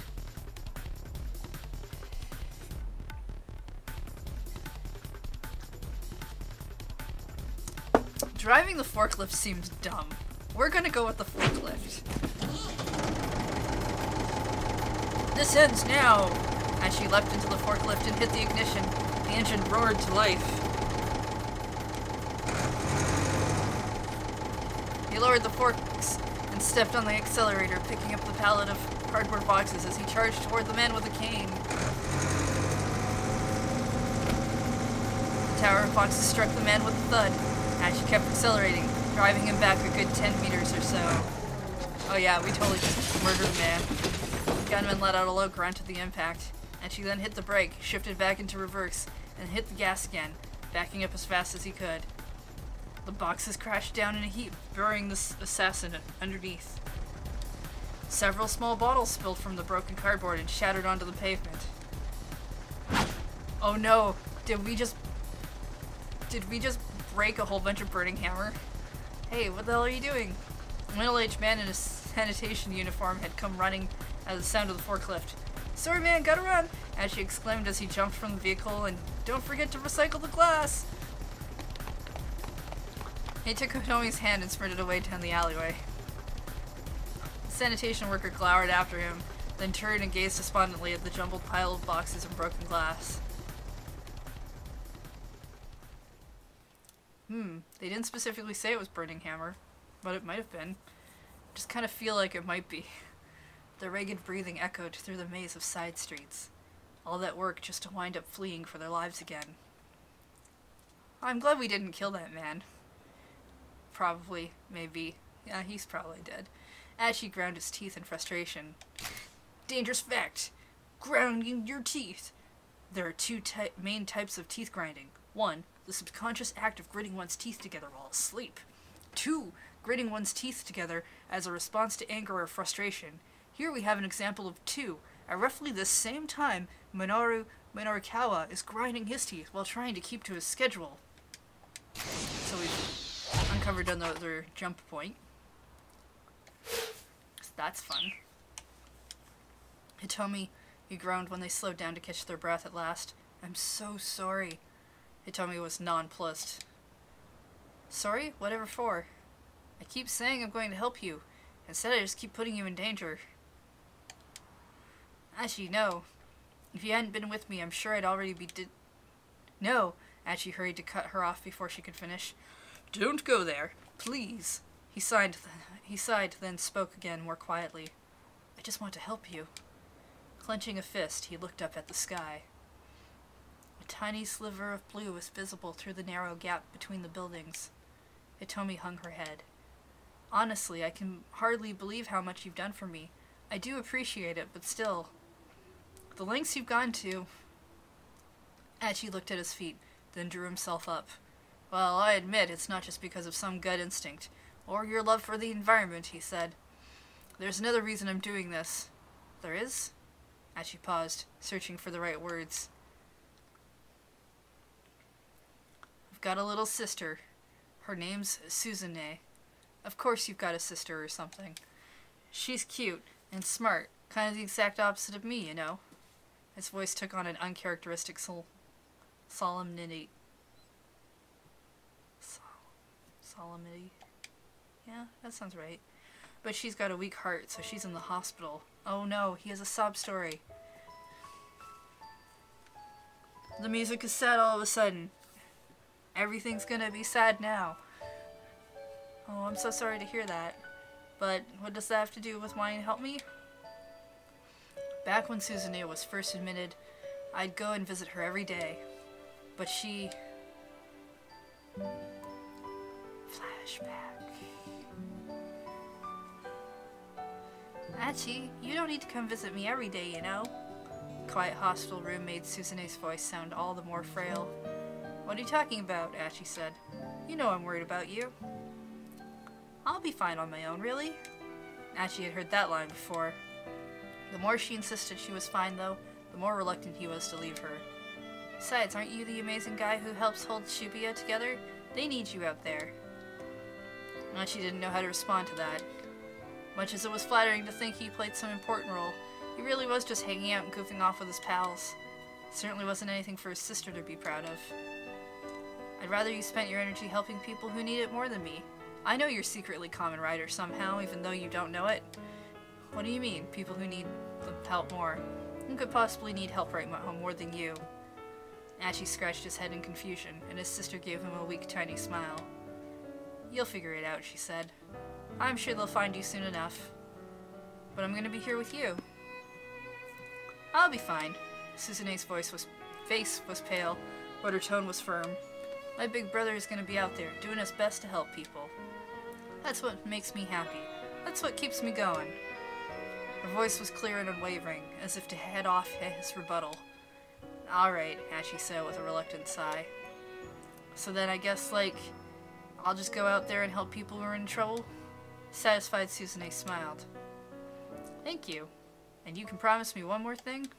Sure. Anything you want. He thumped himself on the chest. If you're gonna help someone, make sure you see it all the way through to the end, okay? Okay. No calling it quits partway through, yeah? You got it. I just worry, Suzune said. I know you have a tendency to lose interest in things. Hey, look, don't sweat it. I swear I won't give up on this. Achi stuck out his pinky finger. Because it's time for promises that are very serious. When you stick out your pinky. I want you to promise me something in return. Promise me you won't let this thing beat you. Suzune hooked her little finger around her brother's, her sad smile fragile as glass.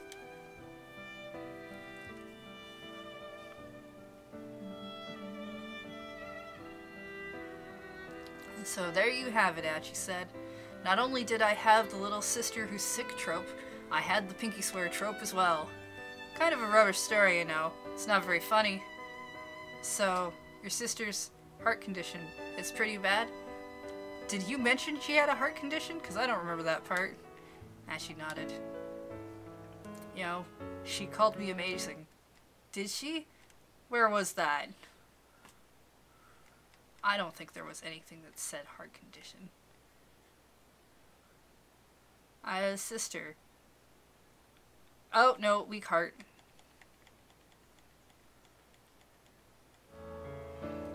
You know, she called me amazing. There's nothing amazing about me, Suzune. She's the amazing one.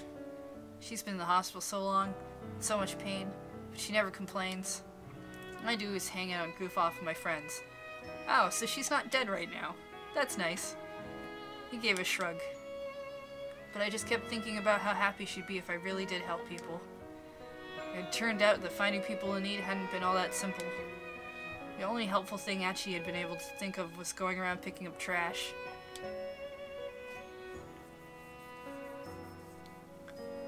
And that's why Suzune's idiot brother left SOS to be Shibuya's garbage man. I thought he might actually admit to her that she was cute. But no.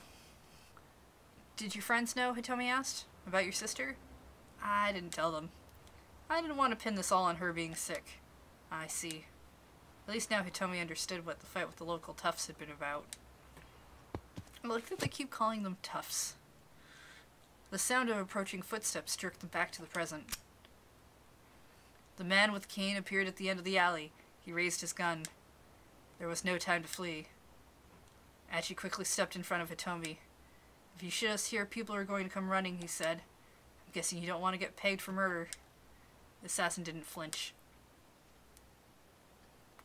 Stay out of my way, Achi. This time there was no doubt. The gunman had spoken Achi's name loud and clear.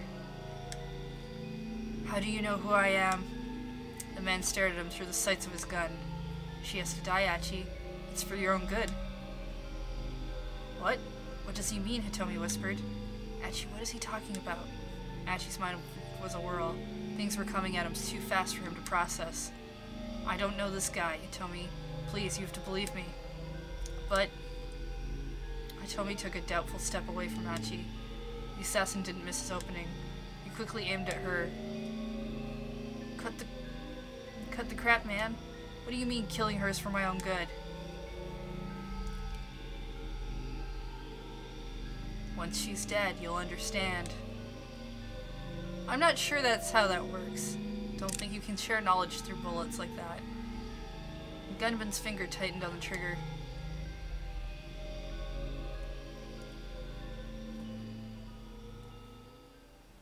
Ooh, but we were at the right ending. Oh, PMA verse, if that's the reason, I'm gonna be so mad. Because it's so dumb.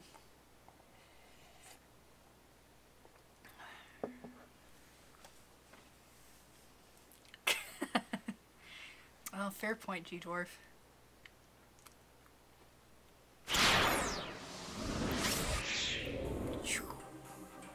Alright.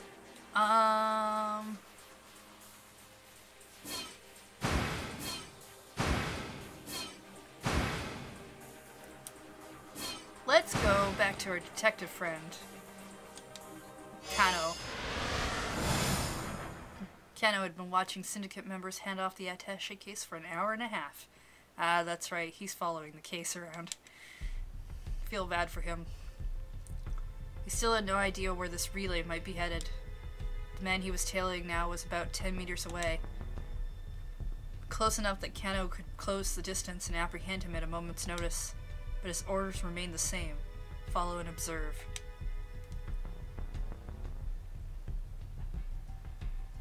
He watched as the case was handed off once more. By now the shock of seeing it pass to yet another accomplice had worn off.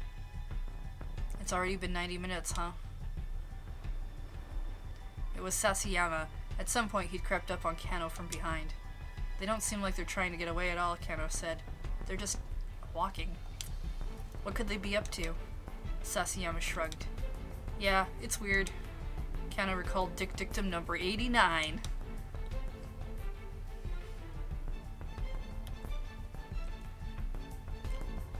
The more irrelevant something seems, the more relevant it's bound to be. Check out this CG briefcase.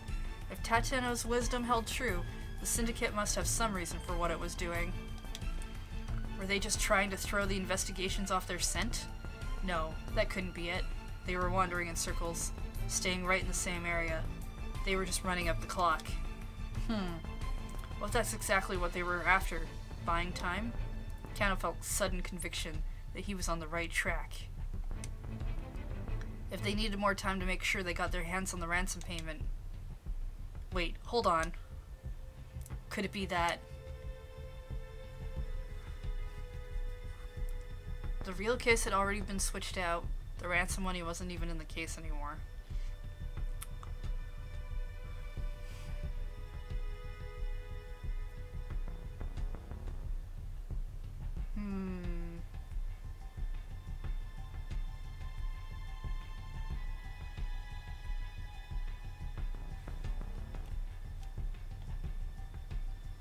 Let's go with the real case has already been switched out. I feel like that would be easier to do than to take all the money out of the case. Unless it wasn't there from the beginning. Could it be the real case had already been switched out? It made a certain amount of sense. By handing the case off to one accomplice after another, they were leading the detectives to pay more attention to the individuals than the case itself. That could enable them to swap the case, while all the focus was elsewhere. Kano shared his hunch with Sasayama. I see. I mean, it is a possibility. Yeah, we might be following the wrong case. There was palpable tension in the air now. Kano, Sasayama said, you gotta report into Kuze. On it. Kano's hand flashed to his wireless. But Kuze was dismissive. No, if that's the case, I assure you. No offense, sir, but how can you be sure? Kuze sighed. Because that's my job. There's an ID tag in that case that allows us to keep tabs on it. There's no way these crooks could have whipped up a duplicate. ID tag? What ID tag? Wait, no, that's right. Kano had forgotten all about the detail in the wake of his all-nighter. Oh, right. Don't you all-right me. Clearly you weren't hired for your brains. Focus on what you're good at. Because they ended the call. Still, Kano couldn't shake his conviction that something was off. The man with the attaché case made his way back to Shibuya Station. The heck? Sasayama grumbled. He's right back where we started. Kano felt his frustration growing. It honestly looked like the Syndicate was just randomly lugging the case around town. Near Shibuya Station, a girl approached the suspect. She was Japanese and entirely unlike any of the other criminal accomplices. She spoke to the man while showing him something on a notepad. He glanced at the pad but did not slow down. Within moments, he had left her behind. It looked like she just passed him a message. Well, that's sure fishy, Sasayama muttered. What, the girl asked Kano? Yeah. Wanna go hit her up? Sasayama could only mean one thing, questioning her. Yeah, sure, let's go see what she knows. Sasayama and Kano hurried over to the girl. Excuse me, miss, we'd like to ask you if you... Are you happy with your life? The young woman shouted. She thrust her notepad in Kano's face. Tell me this. Are you happy with your life right now? Huh? Looking at the notepad, Kano saw the same question written there in big, bold letters. The girl's eyes widened in surprise, as she hadn't expected the two men to actually stop and listen. Right now, sir, she continued more quietly, are you happy? If so, if you could please take this survey about, about your life. Are you happy with it? The more she spoke, the more flustered she became. Sasayama stepped in. Yeah, I need to know, did you speak with that Western fellow just now? Huh? No, that isn't what I'm asking, sir. Are you happy with your life right now? Are you happy with your life? Right now? Kano got a sinking feeling in his stomach. This kid was looking for religious converts or something. You did speak with him, didn't you? Sasayama snapped. What did you tell him? The girl's rambling abruptly ceased. Her already ruddy face went even redder, and tears swelled up in her eyes. Poor kid, Kano thought. She's just out here trying to get people to listen to her survey questions. There's no way she's part of this kidnapping plot. Look, miss, he said. For the time being, it would be a good idea for you to leave the area. Afraid I'm not at liberty to explain. The girl's only response was to start sobbing outright. I can't do this anymore. I want to go home. Kano and Sasayama exchanged awkward glances. I want to go home. I want to go home. Passerbyers began shooting curious looks at the trio. Kano, you get back to work, Sasayama said. I'll escort this girl to the train station. He didn't quite manage to stifle the embarrassment in his voice. Right, Kano said. He hurried away, his eyes already searching for the suspect they'd been tailing. Tua. It didn't take long to find him. The man's black garb made him stand out in the crowd at the intersection. It occurred to Kano that all of the criminals who handled the attaché case had been wearing the same black clothing. That fact made the whole situation even weirder. Could they really be ignorant that they were all being followed while they were all wearing the same eye-catching outfit? It was more like they were going out of their way to make sure the investigators spotted them. That still didn't provide any clues as to what they were after, though. The longer Kano kept tailing these guys, the less it all made sense. Was it really such a good idea to keep this up? Someone's life was in danger, and they were just letting the kidnappers carry out their plan, whatever it was. The very first page of the Dick Diary spelled things loud and clear out on the front.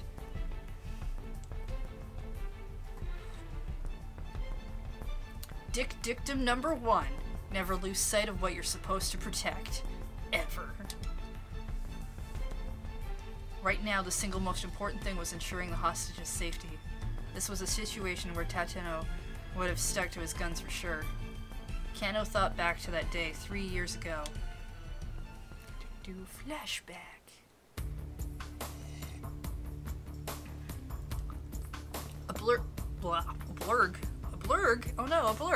A burglar had shut himself inside a financial office and doused the place in gasoline.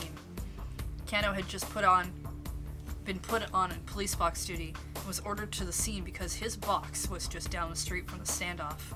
Dangerous facts. Police box duty. Nobody is assigned to a detective post right after graduating from the police academy. Detective positions can be quite hard to come by. Candidates are selected for detective training only after accumulating enough experience working at the local police box, a very small type of neighborhood station manned by only a handful of officers. That was a fun fact. Several officers had surrounded the building, keeping close tabs on the situation. The suspect was shouting nonsense through the entrance on the first floor. Things were getting heated. A crowd of alarmed onlookers had started to form as well. Step aside, a voice said suddenly from amidst the throng. A middle-aged man in a rumpled business suit had approached Kano as he hovered nervously at the edge of the scene. I'm sorry, sir, Kano said. You have to stay back for your own safety. He attempted to usher the man back into the crowd. A no-nonsense look crossed the newcomer's face. He spoke in a low voice. I'm Detective Tateno from Shibuya Precinct. What's the situation? Oh, sir, I'm so sorry. Yes, of course. Kano stammered, then quickly explained. He hasn't taken anyone hostage, but there are still people on the upper floors of the building. Giving only a slight nod, Tateno marched straight up into the building. The plastic container of gasoline the suspect had used was on the ground out front. Tateno picked it up and dumped the remaining contents out over his head. Kano was at a loss for words. He couldn't believe what he was seeing. I've covered myself in gasoline too, Tateno called out from the entryway. The tension in the air ratcheted itself up several notches. Hey, what the bus do you think you're doing? Kano heard the burglar shout from inside. If you're gonna do it, Tateno called out. We could die together. And he walked into the building. All Kano could do was watch things unfold through the plate glass window. Tateno was talking to the burglar, but Kano couldn't make out the words. The crook was clutching a lighter, his hand trembling. His expression was like that of a frightened child. Tateno slowly approached him and took firm hold of his shaking hand. The onlookers erupted into cheers and applause. Tateno handed the now docile suspect over to the detectives, then warily sat down against the planter out front. It was like something ripped straight out of a police drama. That was amazing, Kano breathed. You have to deal with guys like that as quickly as you can. You let a situation like this get even a little out of hand, and you never know how things might go south on you. Tateno spoke quietly, almost as if he were talking to himself. As the police evacuated the rest of the building, Kano noticed that there were children and elderly people among them. If the perp had managed to set the fire, there was no way they would have escaped in time. But I mean, what if he'd actually set the place on fire? If someone's willing to risk their life, you're not going to convince them of anything unless you do the same. Kano still remembered the awe he felt at Tateno's matter-of-fact tone. Kano hadn't become a police officer out of any real sense of duty. He just thought it would make Rumi happy if he became a detective like her father. Besides, civil servants tended to stay afloat in times of recession, and his time playing rugby meant he was in good physical shape for the job. He never really thought too much about protecting the citizenry or keeping the peace. But now, here he was in the presence of a detective who'd literally risked his life in the line of duty without a second thought. A police officer never loses sight of what he's supposed to protect. Ever. Getting back to his feet, Tateno tugged off his gasoline-drenched coat and walked away. Kano wrote the words in a notebook he'd just purchased. Thus, the Dick Diary was born.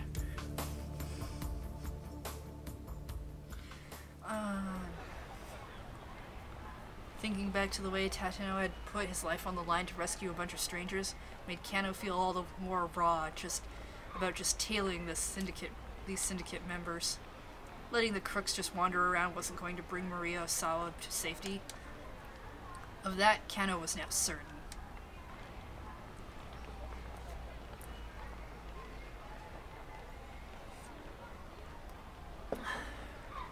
Never lose sight of what you're supposed to protect. Ever. He uttered the fundamental dictum out loud. Well, you've lost sight of it completely, a voice said out of nowhere. What? Kano spun around. It was Shizuyo! Rumi was with him! Sir? Kano stuttered. Were you supposed to be waiting at the cafe for... There was some lowlife there, so we left. Rumi's dad looked plenty mean under ordinary circumstances. Right now he looked like a man possessed. Oh, I beg your pardon. I'm still on duty at the moment. I'm going back home, Shizuyo huffed. You're not marrying my daughter. He turned to walk away. No, please, just wait. I'm done waiting. Now I'm going home. Please don't do this. Just hear me out. I've heard all I need to hear from you. Rumi, we're leaving. Dad, please. Goodbye. I'm old. Seizing his daughter by the hand, Shizuyo stormed off without another word, dragging her behind. Shinya, she called out over her shoulder. Rumi! She was gone. Rumi was gone. Kano desperately wanted to go after her, but he hesitated in an agony of indecision. I can't turn my back on my responsibilities. I'm a detective. My work has to be my first priority. Going after Rumi isn't what a good detective would do. Oh, Detective Tateno, what should I do? Tateno, Still, the dictum echoed in his mind. Never lose sight of what you're supposed to protect. Ever. Never lose sight of what you're supposed to protect. Never lose sight of what you're supposed to protect.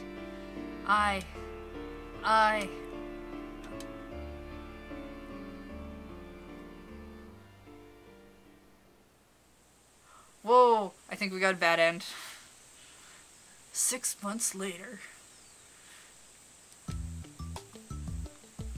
Kano made his way through a small corner of a vast field in the Nagano countryside.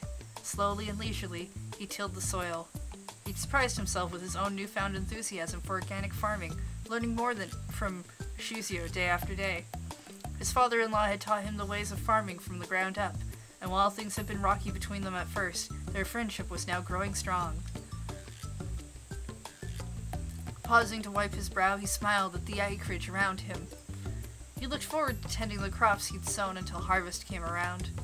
If he'd stayed on as a detective, he might well never have known the joy he'd now found in his work. And this wasn't the only seed Kano had planted.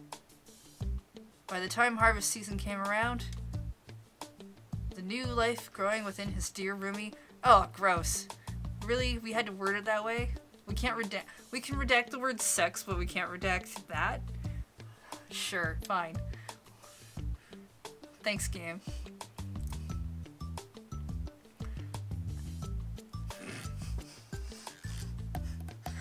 Bad end. We got married.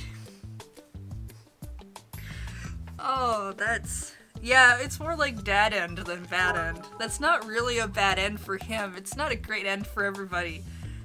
For like, the victim, the whole, like, kidnapping thing. It's not that bad of an end for him. Oh, Mary Cat, thank you for that cheer. Kano went after Rumi and Shizuyo, proving his devotion and earning her hand in marriage. Now he's a farmer in Nagano, and crime in Tokyo is someone else's problem. Hang on a sec. Why weren't Rumi and Shizuyo waiting at the cafe like they were supposed to be? Well, there's no way for Kano to know about one man's bit of curiosity at that cafe led to a strange twist of fate. Alright. Forever Backwards, thank you for that 16-month resub. Welcome back.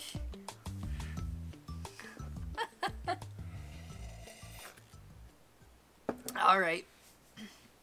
So, we can continue that when we manage to make whatever happened at the cafe not happen. Game has some sarcasm to it. Let's see. Minorikawa is the reporter. I could see him having an interaction with the father. So let's go check out his... Minorikawa stood on the sidewalk, weighing his options. Chiaki's phone call had thrown him for a loop. He expected her to be anxious about doing interviews, but wow, she was a real basket case. Alright, so for those of you who aren't aware, Mina Kurawa is a freelance writer. His friend, who we actually saw in one of the other timelines, going to get food with his daughter, has a deadline to keep the magazine going because he goofed up on there were some lottery ticket card scratch and wins with the magazine, but people could see through them to find the winning numbers, so he's in a lot of debt, and we need to keep the magazine afloat so that the debt collectors don't hurt him. So that's what he's up to. He's got 12 pages to fill, 6 of which he has to get done by 4. Still, that didn't change the fact that he had a schedule of his own to keep. And I believe Chiaki is the writer he called to help. And she's not so good with people, so she's not really being helpful. The surveillance camera story had to be his top priority. Chiaki would just have to find some way to fumble through things on her end. He headed on down Dogenzaka, scanning his surroundings as he went. There were cameras set up on the streetlights all over the place. There were so many it was hard to believe he'd never noticed them before.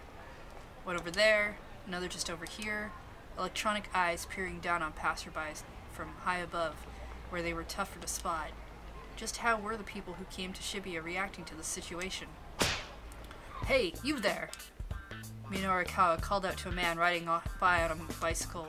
Hey you, stop! The man brought his bike to a sudden stop. Fun fact, this man, his name is Taisei Usada, proprietor of a knick-knack shop in Udagawacho. Roughly 30 minutes earlier, while he was wandering along the JR tracks picking up lost and abandoned items, Achi foisted off his trash onto him. Right, we did run into him earlier, and so he's in a bit of a foul mood. Since then, he's been going along on his bicycle, still picking up things from the roadside. There's a trunk on the back of his bike where he stores his finds. Huh? Oh, what's the matter, he asked. Hi, the name's Minorikawa. I'm a freelance writer. Okay. I'm just doing interviews for a magazine, and I'd like to talk to you. A magazine? Which one? 4-Star General Gossip? Minorikawa did his best to sound proud. Oh. Well, I'm actually in a bit of a hurry here. Minorikawa soldiered on. See that? He pointed at one of the nearby surveillance cameras. What? The man asked. The blimp? A massive blimp was indeed drifting slowly overhead. Fun fact, blimp! A blimp is a type of aircraft that floats using the lift provided by an enormous envelope filled with lighter-than-air gas. This envelope, the balloon, is often used for corporate advertising. This particular blimp has been puttering about the skies above Shibuya since last night. No, the camera! The camera watched them both in uncaring silence. Oh, that. What about it? What do you mean, what about it? Those cameras have been installed all throughout Shibuya. They're taking in anything and everything. Privacy be... bust. A shocked pallor came to the man's face. Oh, really? He muttered uneasily to himself.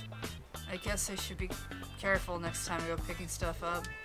What are you talking about? Minorikawa asked. Ah, nothing, just stuff. Way to dodge the question entirely. Anyhow, I think there are some good things about the cameras too, the man said hurriedly. Oh, such as? Well, I mean, they must have helped catch some crooks, right? Yeah, I think you're right about that. Oh, I am? The man looked shocked to have his own statement confirmed. Are you hiding something from me? Huh? No, nothing in particular. The man shook his head vehemently. Nothing at all, really. Well, whatever, Minorikawa said. In any case, even if the cameras are helping in arresting criminals, there are some places where people just don't want to be watched. What? For instance, how would you like it if someone set up a security camera inside your home? What do you mean? I mean, a burglar might try to get into your home. If you had a security camera, you could be alerted right away. Isn't that kind of an extreme argument? Nope! You're the one making the extreme argument here! What? The man stared, bewildered. You're saying it's okay for folks to film people around town as much as they might like, but not to take a look inside people's houses? Yeah, I guess I am, the man mumbled. Minorikawa snorted. You don't think too deeply about things, do you? He mocked. The man huffed in indignation. I don't see the problem, he said. I mean, it's a normal enough opinion to want to bring down crime, but also protect privacy. Well, yeah, so if they're just gonna set up cameras around town, I'm okay with that. Minorikawa grinned inwardly. You're being naive, he said. Way too naive. Naive about what? By now the man was getting worked up. Once you start letting people watch you some of the time, you'll eventually let them do it more and more. That's how the world works. A simple change in camera angle is all it'll take to steal the last traces of your privacy away. That's kind of funny coming from you. Doesn't 4-star general gossip get all of its scuttlebutt by invading the privacy of others? Since when are you people concerned with personal privacy? Meaning what exactly? Minorikawa asked. You know Buswell what I mean. Have you no shame? I've got nothing to be ashamed about, Minorikawa exclaimed. If some celebrity scandal breaks, I write it up in the form of a top-class, socially conscious expose. That's the Minorikawa seal of quality. The man rolled his eyes. Please, as if anyone's ever heard of that. Your everyday freelance reporter would say something about how security firms have no right to use cameras to disrupt personal privacy. Wow, that hand is just like really in his face. But not me, oh no. I'm the only guy who'd write a first-class piece on the subject, and you want to know why? The man's only response was a doubtful look. Because privacy only exists for me to utterly demolish it! Minorikawa finished with a prideful grin. That's nothing but journalistic arrogance, the man railed. Oh yeah? Yeah, I'd rather have surveillance cameras any day, if the alternative is some weird gossip piece. This time Minorikawa didn't have a handy retort. An awkward silence descended over the pair. Right, I see, Minorikawa muttered to himself as he busily scribbled in his notepad. The man was visibly taken aback. Thank you for your cooperation, Minorikawa said at last. You gave me some good stuff. He held up a hand to forestall an angry retort. I realize I probably got you a bit riled up. You'll have to forgive me. What? The man peered up at Minorikawa in disbelief. This is just my interview style. Sorry, I know it's a little unorthodox.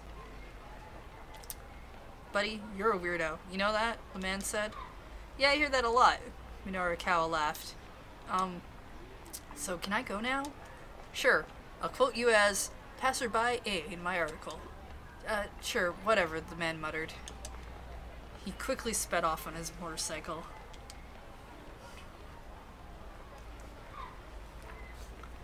Minorikawa now had some material for a surveillance camera piece. That's weird. Battleground Games Live. Hey, thanks for that host. And I think raid? Yes, there it is. Well, thank you for that raid. How you doing? What were you playing?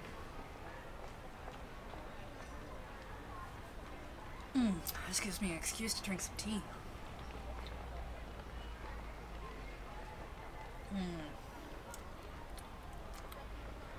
Reading out loud is hard. Tanatoes, thank you for that cheer.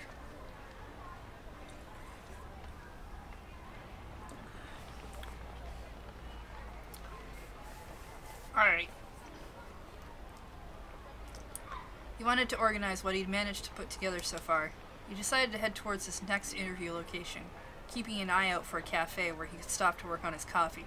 Aha, he is the one who does the thing at the cafe. It causes so much trouble, this one. Because he's also the one who went and broke up the demo place in the earlier hour, and we stopped him from doing that. So, he just causes all kinds of trouble. He used the map included in the project proposal to guide him. It was hard to read the words and make out the details, but it looked like the Nokane building where the Burning Hammer demo was being held was just down Center Guy. There was no indication of which floor the event would be held on, however. That made him a little anxious, but he'd probably be able to find someone to point him in the right direction once he got to the building. He spotted a cafe up ahead. "Coffee, please," he shouted as he strode inside. He slumped down in an open chair. Hopefully he'd be able to hole up in here until 1 o'clock, working on his article. I thought the cafe that the father-in-law, potential father-in-law, was staying at was called LeBlanc. Or, no, Lautrec. Right, sorry, LeBlanc is from Persona 5.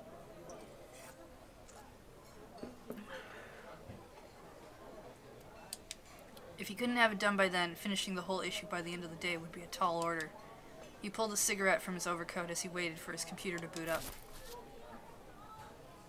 Having a smoke was Minorikawa's little trigger for going into writing mode. Writing mode. Fun. What fact are we on? Dangerous fact! The state of being in a mood to write some text. As Minorikawa goes about his job, he switches between writing mode, interview mode, food mode, and sleep mode. When busy, he'll sometimes go into writing mode and food mode at the same time, sometimes even straying into sleep mode in the midst of food mode. When he's even busier, he'll eat and write mid-interview while nodding off. This is known as ultimate mode. Ultimate mode. He stuck the cigarette in his mouth and lit it up. With the first heavy draw of smoke, he felt his mind focus. The rough idea for his article came to his head nearly fully formed. All he needed to do now was get it all written down. Finally, his laptop finished booting up. "Took you long enough, pal," he muttered to the computer. His hands leapt to the keyboard like a predator pouncing on its prey. Got that really energetic typing music going. In a matter of moments, he had hit his stride. His fingers clicked away. One by one, lines of text filled up his screen. A waitress stepped up beside him. "Excuse me, sir," but Minorikawa was in writing mode. He didn't even hear her. "Sir? Sir, I beg your pardon?" Again, Minorikawa was deaf to the waitress, attempts to get his attention. "Sir! Excuse me!" The waitress smacked the table. "Quiet!" Minorikawa snapped. He slammed the table right back. "Don't interrupt me when I'm working. Not if you know what's good for you." The waitress didn't so much as flinch. She leaned in aggressively, getting straight in Minorikawa's face. "Dangerous fact! This waitress' name is Akumi Omiya. Employee at Labo Cafe. While appearing cute and demure at first glance, she's quite strong-willed and frightening when angry. She works nights at a place called the Scolding Pub, where customers rent private rooms in which they are scolded at length by attractive girls. One middle-aged businessman once told her, "Your face looks simply marvelous when you're angry." "Sir, hate to bother you, but I have to ask you to please refrain from smoking." Minorikawa blinked. "Huh? This is a non-smoking establishment, sir?" "No smoking?" Minorikawa asked. The cigarette bobbed in his mouth as he spoke. The waitress pointed sharply to the sign on the wall.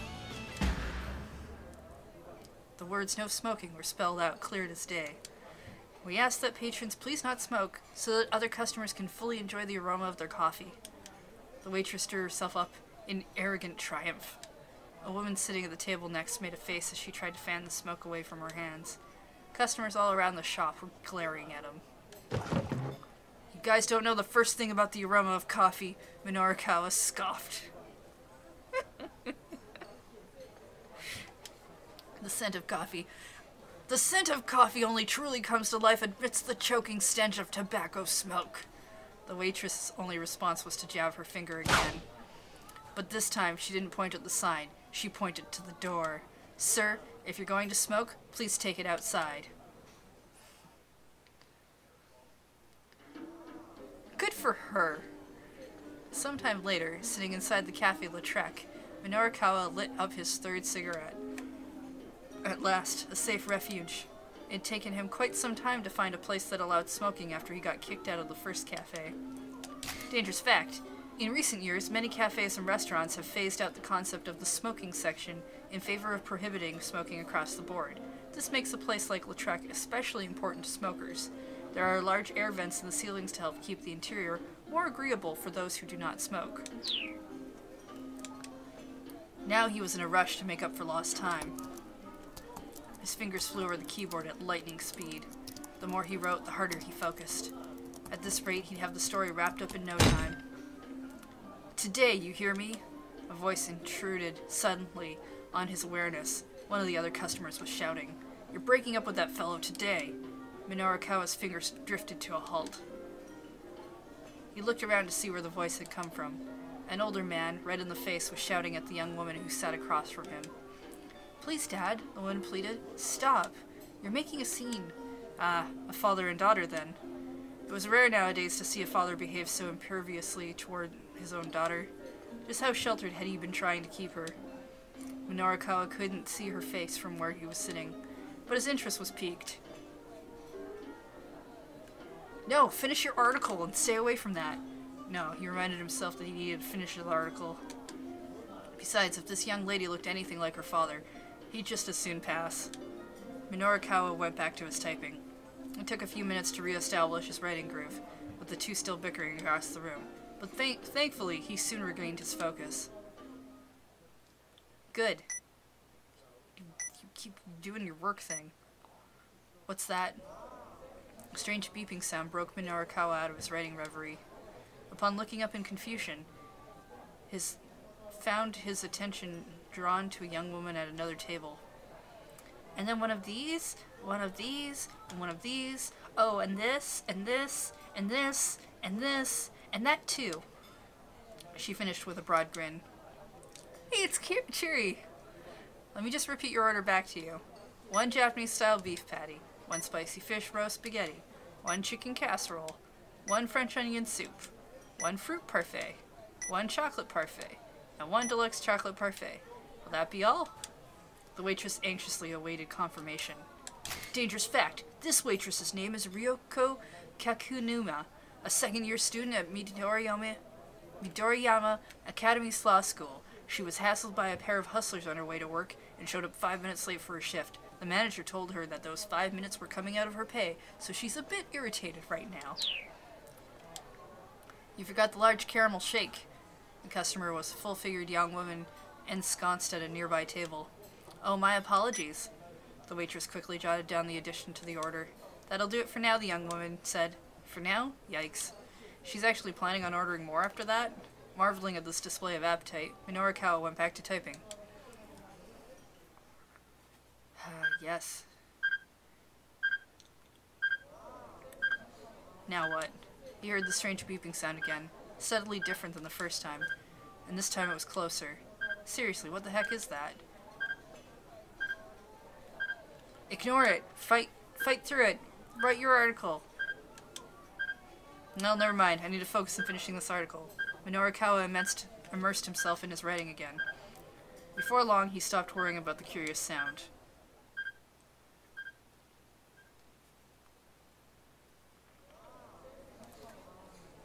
The plump young woman set about devouring all the food she'd ordered despite the strange looks she was getting. Now that was an appetite to be reckoned with. It took her under 3 minutes to polish off the lot. Because large people eating is hilarious. Then looking now, not the least bit sated, she picked up the menu right back up. Although, as a character, I really do like Cheery. Like, I know the game's doing a lot of like, oh hey, look at this, but she's really, like, I like her cheerful demeanor. Like, she's a good character. Was she seriously going to order more? Minorikawa was starting to take an interest in this young lady. There might be a story here. He conjured up a series of headlines in his mind. Woman inhales 30,000 calories in 3 minutes. This is the equivalent of 100 pieces of shortcake, 300 glasses milk, or enough steak and rice to feed about 30 people. No, he needs something more with more punch. Food for thought, an expose on obesity. Oh, that's just mean. No, that was no good. He wasn't writing for a fashion mag. A gourmet day in Shibuya. That was it. He'd be able to whip something up if he went with the foodie angle. Minorikawa got up from his seat. That's pretty impressive, he said to the hungry diner. Do you always eat that much? The young woman glared back at him. Not always, she said. Suddenly, tension filled the air. Oops, was that way too blunt of me? I mean, she is a young lady after all. Maybe I should change up my approach. Who the heck are you anyway? The woman asked. I'm a freelance writer. Was hoping I could do an interview with you real quick. You want to interview me? The suspicion was plain on her face. I do. I mean, girls all over the world worry about their diets, right? I hear that, yeah. So would you be willing to share your secret, or your technique, or whatever, for how to eat without getting fat? What, me? Sure. I mean, look at the figure you're maintaining, despite eating all this food. The young woman's expression brightened up. Oh, you noticed! There's actually a lot that goes into all this. Yeah? The basic thing, though, is to eat 10 meals a day. Minorikawa struggled to keep his jaw from dropping. 10 meals a day? She flashed him a chubby-cheeked grin. You don't know how diets work, do you? She chuckled. Eating only 1 or 2 meals a day, that's what'll make you fat. You gotta space your food out into smaller portions throughout the day. That's the fundamentals of dieting right there. Right, but what happened to the smaller portions part? Minorikawa had to bite his tongue. I see that, he said. Any other pro-dieting tips you could share? Well, for the basics, I'd say always drink protein instead of tea, yeah? Drink protein all day? Seriously?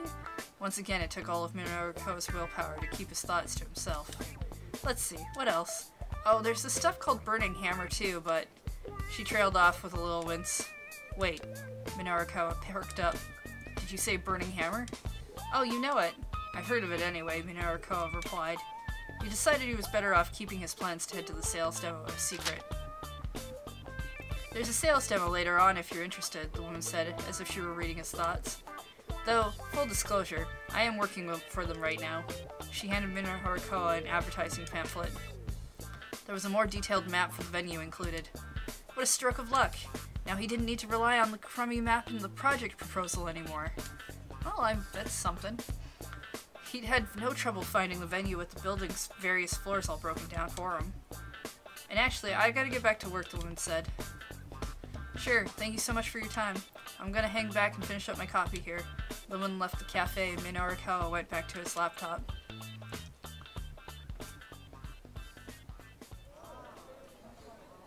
He'd gotten some new info on the Burning Hammer sales demo, but he'd also lost some more time.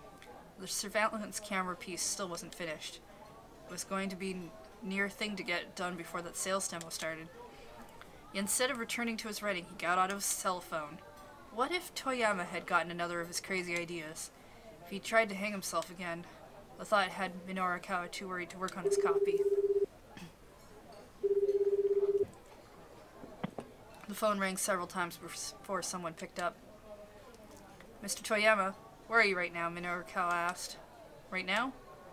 I'm on the run, somewhere near Shoto. Fun fact, Shoto, an upscale residential district. Despite being smack dab in the middle of the city, it's a quiet neighborhood, rife with greenery. The residence of the former governor of Tokyo is here, built on a massive 2,200 square meter plot of land. There's a shady hotel district a short walk to the south, making for quite the juxtaposition. Toyama was speaking in an oddly hushed tone. Shoto? After you left the office, some guys came by to collect on my debts, so I made a run for it. Okay, so he wasn't dead, but the situation was still pretty bad. Look, we'll get you through this somehow, Minoru Kawa said, hoping it was true.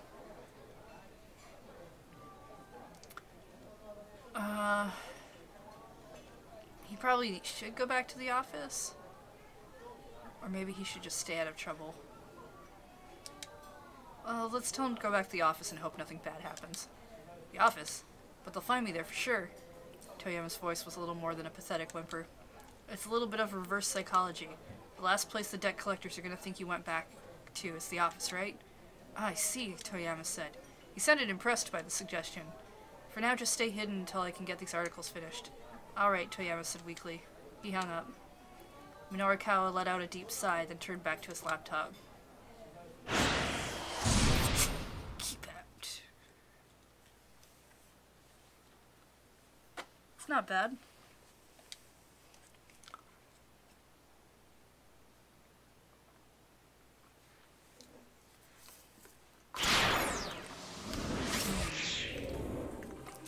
Got about 15 more minutes.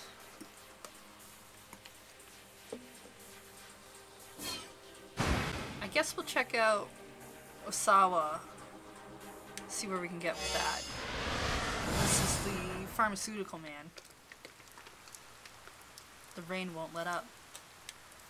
No matter how much time passes, it just won't stop. Ever since that day, the sound of raindrops has been burned into my mind.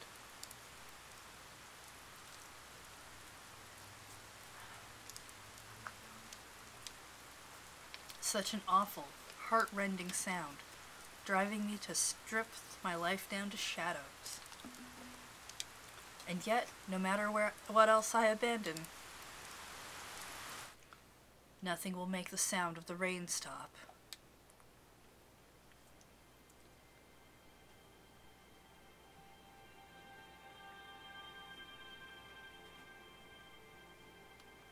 This here is a place without the rain. It is very dry. Osawa stared at a postcard that was nestled into the final page of the photo album. Mary Cat, thank you for subscribing. He'd purchased it 2 years earlier while on a trip with Maria to the Middle East. Fun fact, Middle East. Originally used to indicate Iran, Afghanistan, and the region surrounding them, in modern times the term refers to a part of southwestern Asia, excluding India and Afghanistan, and the section of northeastern Africa along the Mediterranean coast. However, in Japan, as well as the US, the term Middle East is often understood to refer specifically to those parts of the region with a strong Islamic influence. Fun fact. He'd mentioned that he was being sent there on business, and Maria had just blurted out, "I want to go with you." She'd recently developed an interest in the Middle East conflict, and apparently she'd been yearning to see the area firsthand. Possibly not a fun fact? We'll find out as I read it.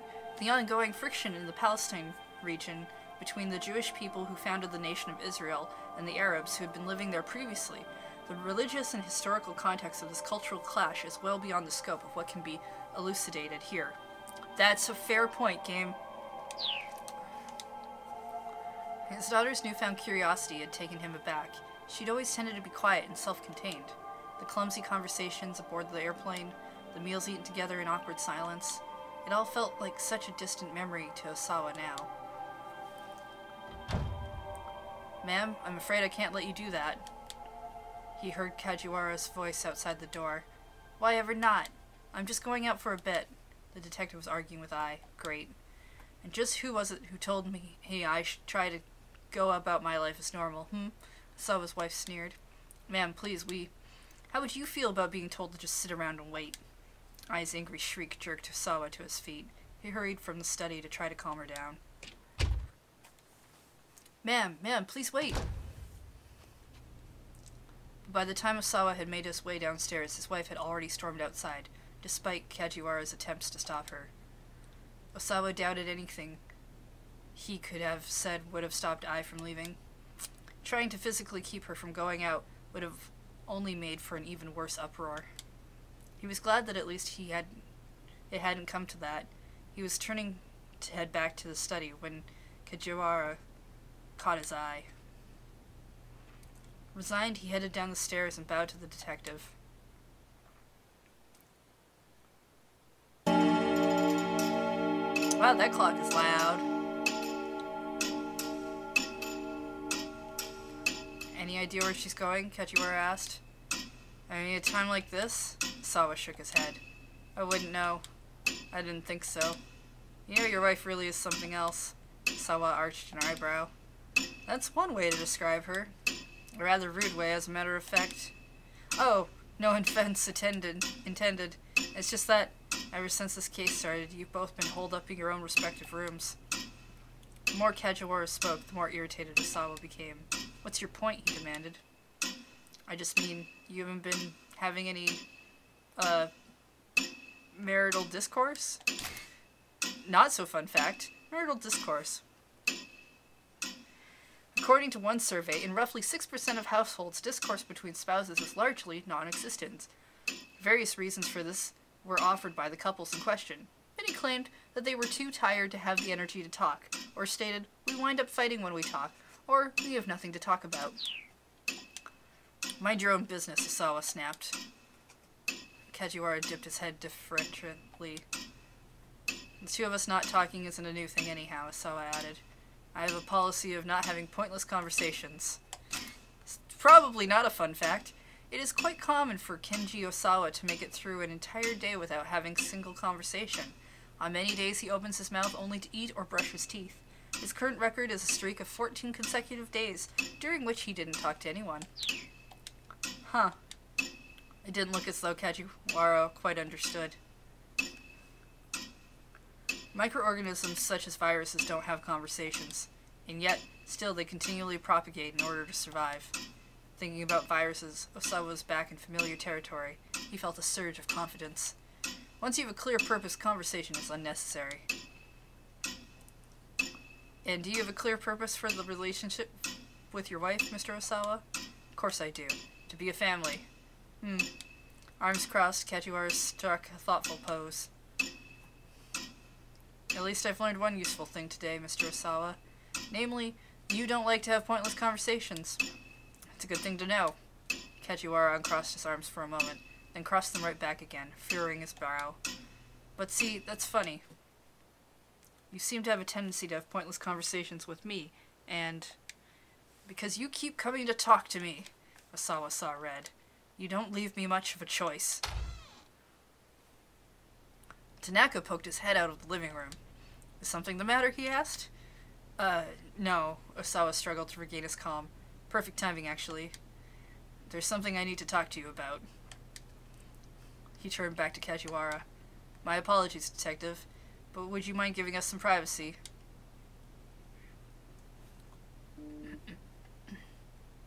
Kajiwara didn't move. Detective?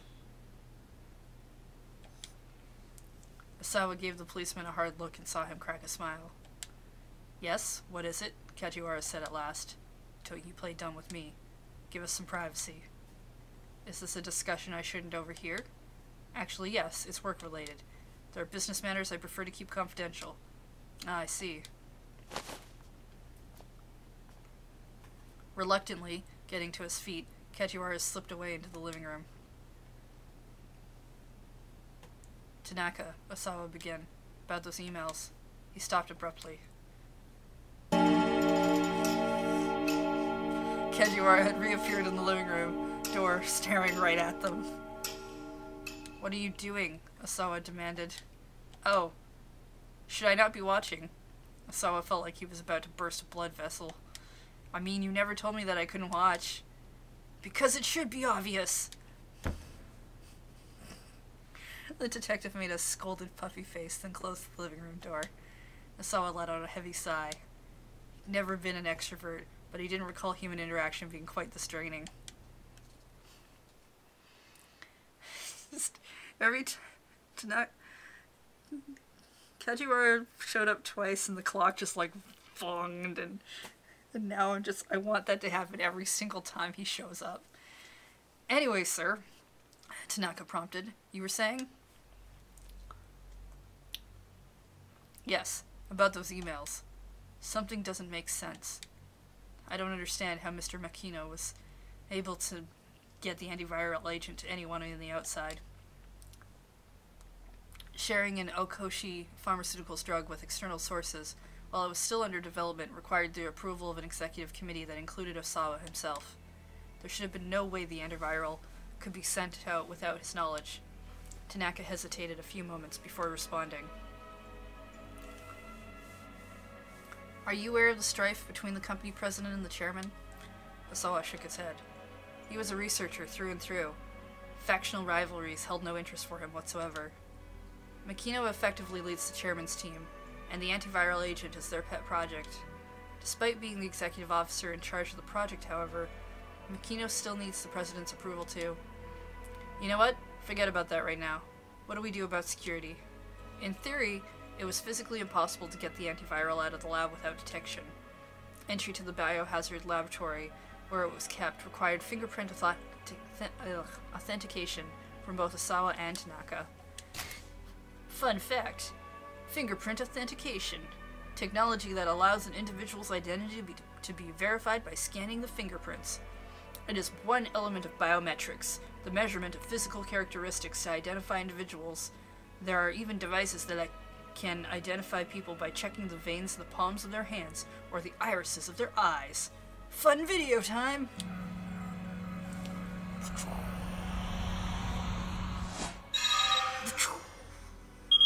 Wow! So that was fun. I don't really know that needed a video. Without the two of them there, nobody could even get into the storage facility. Fun fact, a storage facility, because of dangerous virus, is also stored there. The lab where the antiviral is kept is protected by an ID checkpoint, as well as a sophisticated 3-tiered lock system that requires fingerprint authentication.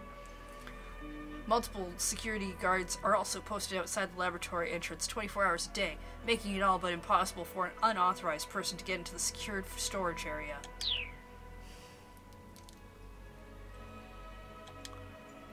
Tanaka followed his drift. Ah, yes, I see what you mean.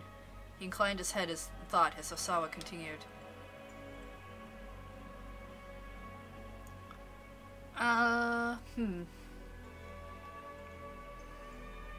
Let's check the entry logs. Anyone who wanted to get inside had to present their ID card to the security guard on duty. It should be possible to check the computer logs to see if there had been any suspicious activity in the system. Tanaka shook his head. I already checked the logs, sir.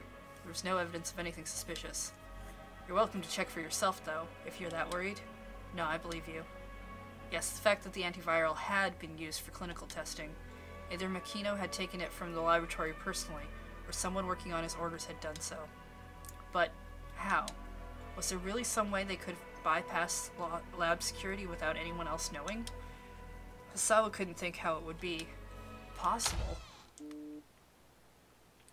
Oh, you didn't get a cool clock dong this time. The living room door opened with a soft creak. It was Kajiwara, and he looked stiff and pale. Something terrible has happened, he said. Visions of tragedy flooded Osawa's mind. Maria, is she... Kajiwara shook his head. No, it's not that. What is it then? Osawa asked, his voice trembling. Sir, I need you to stay calm. Osawa swallowed the lump in his throat. You see, the toilet's clogged. Dun dun dun!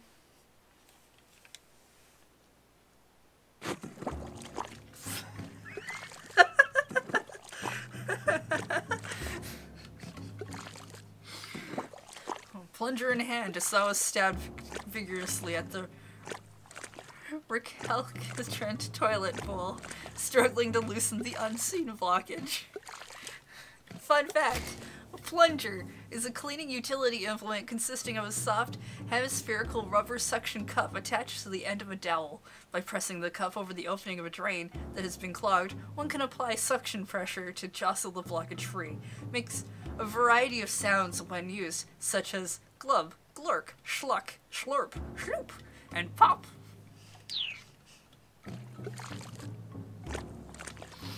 This game is fantastic. Kajiwara was at his side, wiping up the floor with a rag. How did this even happen? The detective groaned. Are you kidding? I was hoping you could tell me that. The plunger sucked and slurped. The plunger sucked and slurped at the porcelain basin. This was a first for Osawa. He'd never tried to unclog a toilet before in his life. Think of it as a blessing in disguise, Mr. Osawa. What the hell are you talking about? What about this constitutes a blessing? I just meant that at least this happened before you needed to, do your business. You know, hashtag blessed as all the kids are saying these days on the Twitters. Without the slightest hint of guile on his face, Kajiwara picked up his bucket and headed for the sink back in the washing area. Grumbling to himself, Osawa pumped the plunger over and over again. This was almost funny. Almost ridiculous, in fact. His daughter had been kidnapped, and he was stuck unclogging a toilet. He was quite possibly caught up in a major corporate conspiracy, and here he was, unclogging a toilet. Tanaka poked his head into the bathroom. Did you fix it yet? If you need to urinate, then use the restroom on the second floor. That's alright, here's fine. Tanaka stepped in beside him and abruptly shut the bathroom door. Whoa, dude, spaces, space, pull, so much space. Now the two men were crammed together in the narrow lavatory. Game, you promised me this was not this kind of game. Hey, Osawa hissed, what the hell are you doing? Tanaka made eye contact with Osawa via the mirror. He spoke in a hushed voice.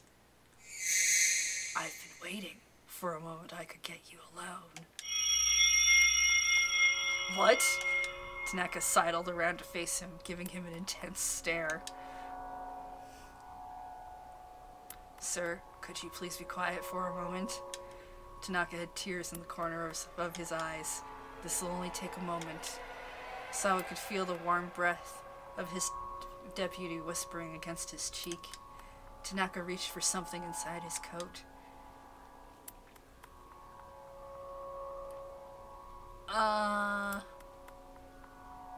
Should we shove him out of the bathroom? We use the plunger like a weapon. Or I guess we probably go with the comedy line. I feel like we're supposed to go with the comedy line because this is not... He's gonna just be giving us a thing that we actually need. Fine. Alright, do as you wish. Osawa closed his eyes. It's funny. Game. Are you sure you're ready for this? I'm not sure. This is all happening pretty fast, to be honest. I'm rather nervous. I understand, sir. I mean, now that I think of it, we do spend day in and day out in that lab together. I suppose this was bound to happen sooner or later. I'm clearly a very handsome magnet. Sir, could you please open your eyes? I'd like you to look at this. You'll have to forgive me. This is all a bit sudden. Please, sir, take a look.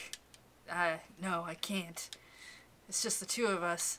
It's probably going to shock you, I know, but please, just look. Is it really that shocking? Oh, yes, very. Now, please, open your eyes. Well, okay. No, I can't. Sir, trust me, this isn't easy for me either. Alright. Bracing himself, Osawa opened his eyes. Tanaka thrust out his cell phone. Here, take a look at this. Huh? Osawa blinked bewildered, then refocused on the phone. He could never have anticipated what he saw on the LCD screen. Is the game not gonna... Yeah, the game's not gonna tell us what's on the LCD screen. Trolled.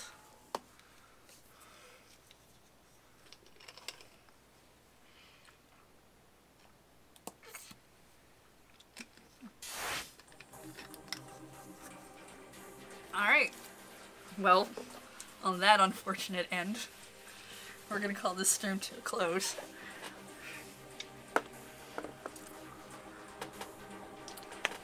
Yeah, there's definitely parts in the game that make me go, "Ugh, really? You're doing that?"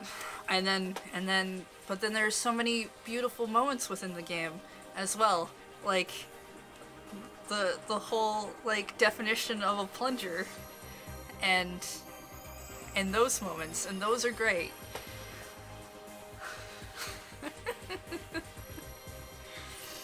Yeah, we'll be playing this again on Wednesday, because our next stream is actually Sunday morning, but we're still in the middle of Pokemon Adventures, so Sunday, 10 a.m. Pacific time. For that, we'll be back on this game Wednesday night at 5. In the meantime, let's see. Looks like Guy is playing Overwatch, so we're gonna go raid him. That's the real Guy Judge. He's a nice guy. I keep forgetting that's also his name when I say it. Yeah. Mary Cat, thank you for that cheer. I hope everyone has good holiday time as well. I'm just gonna put the Discord link in the chat along with the YouTube link, and then I'm gonna go. You all have a great night today, whatever your time zone, and I'm gonna take us to the going offline screen, and then we'll go say hi to Guy. Give him a nice raid for his Overwatch place. Alright, you'll take care.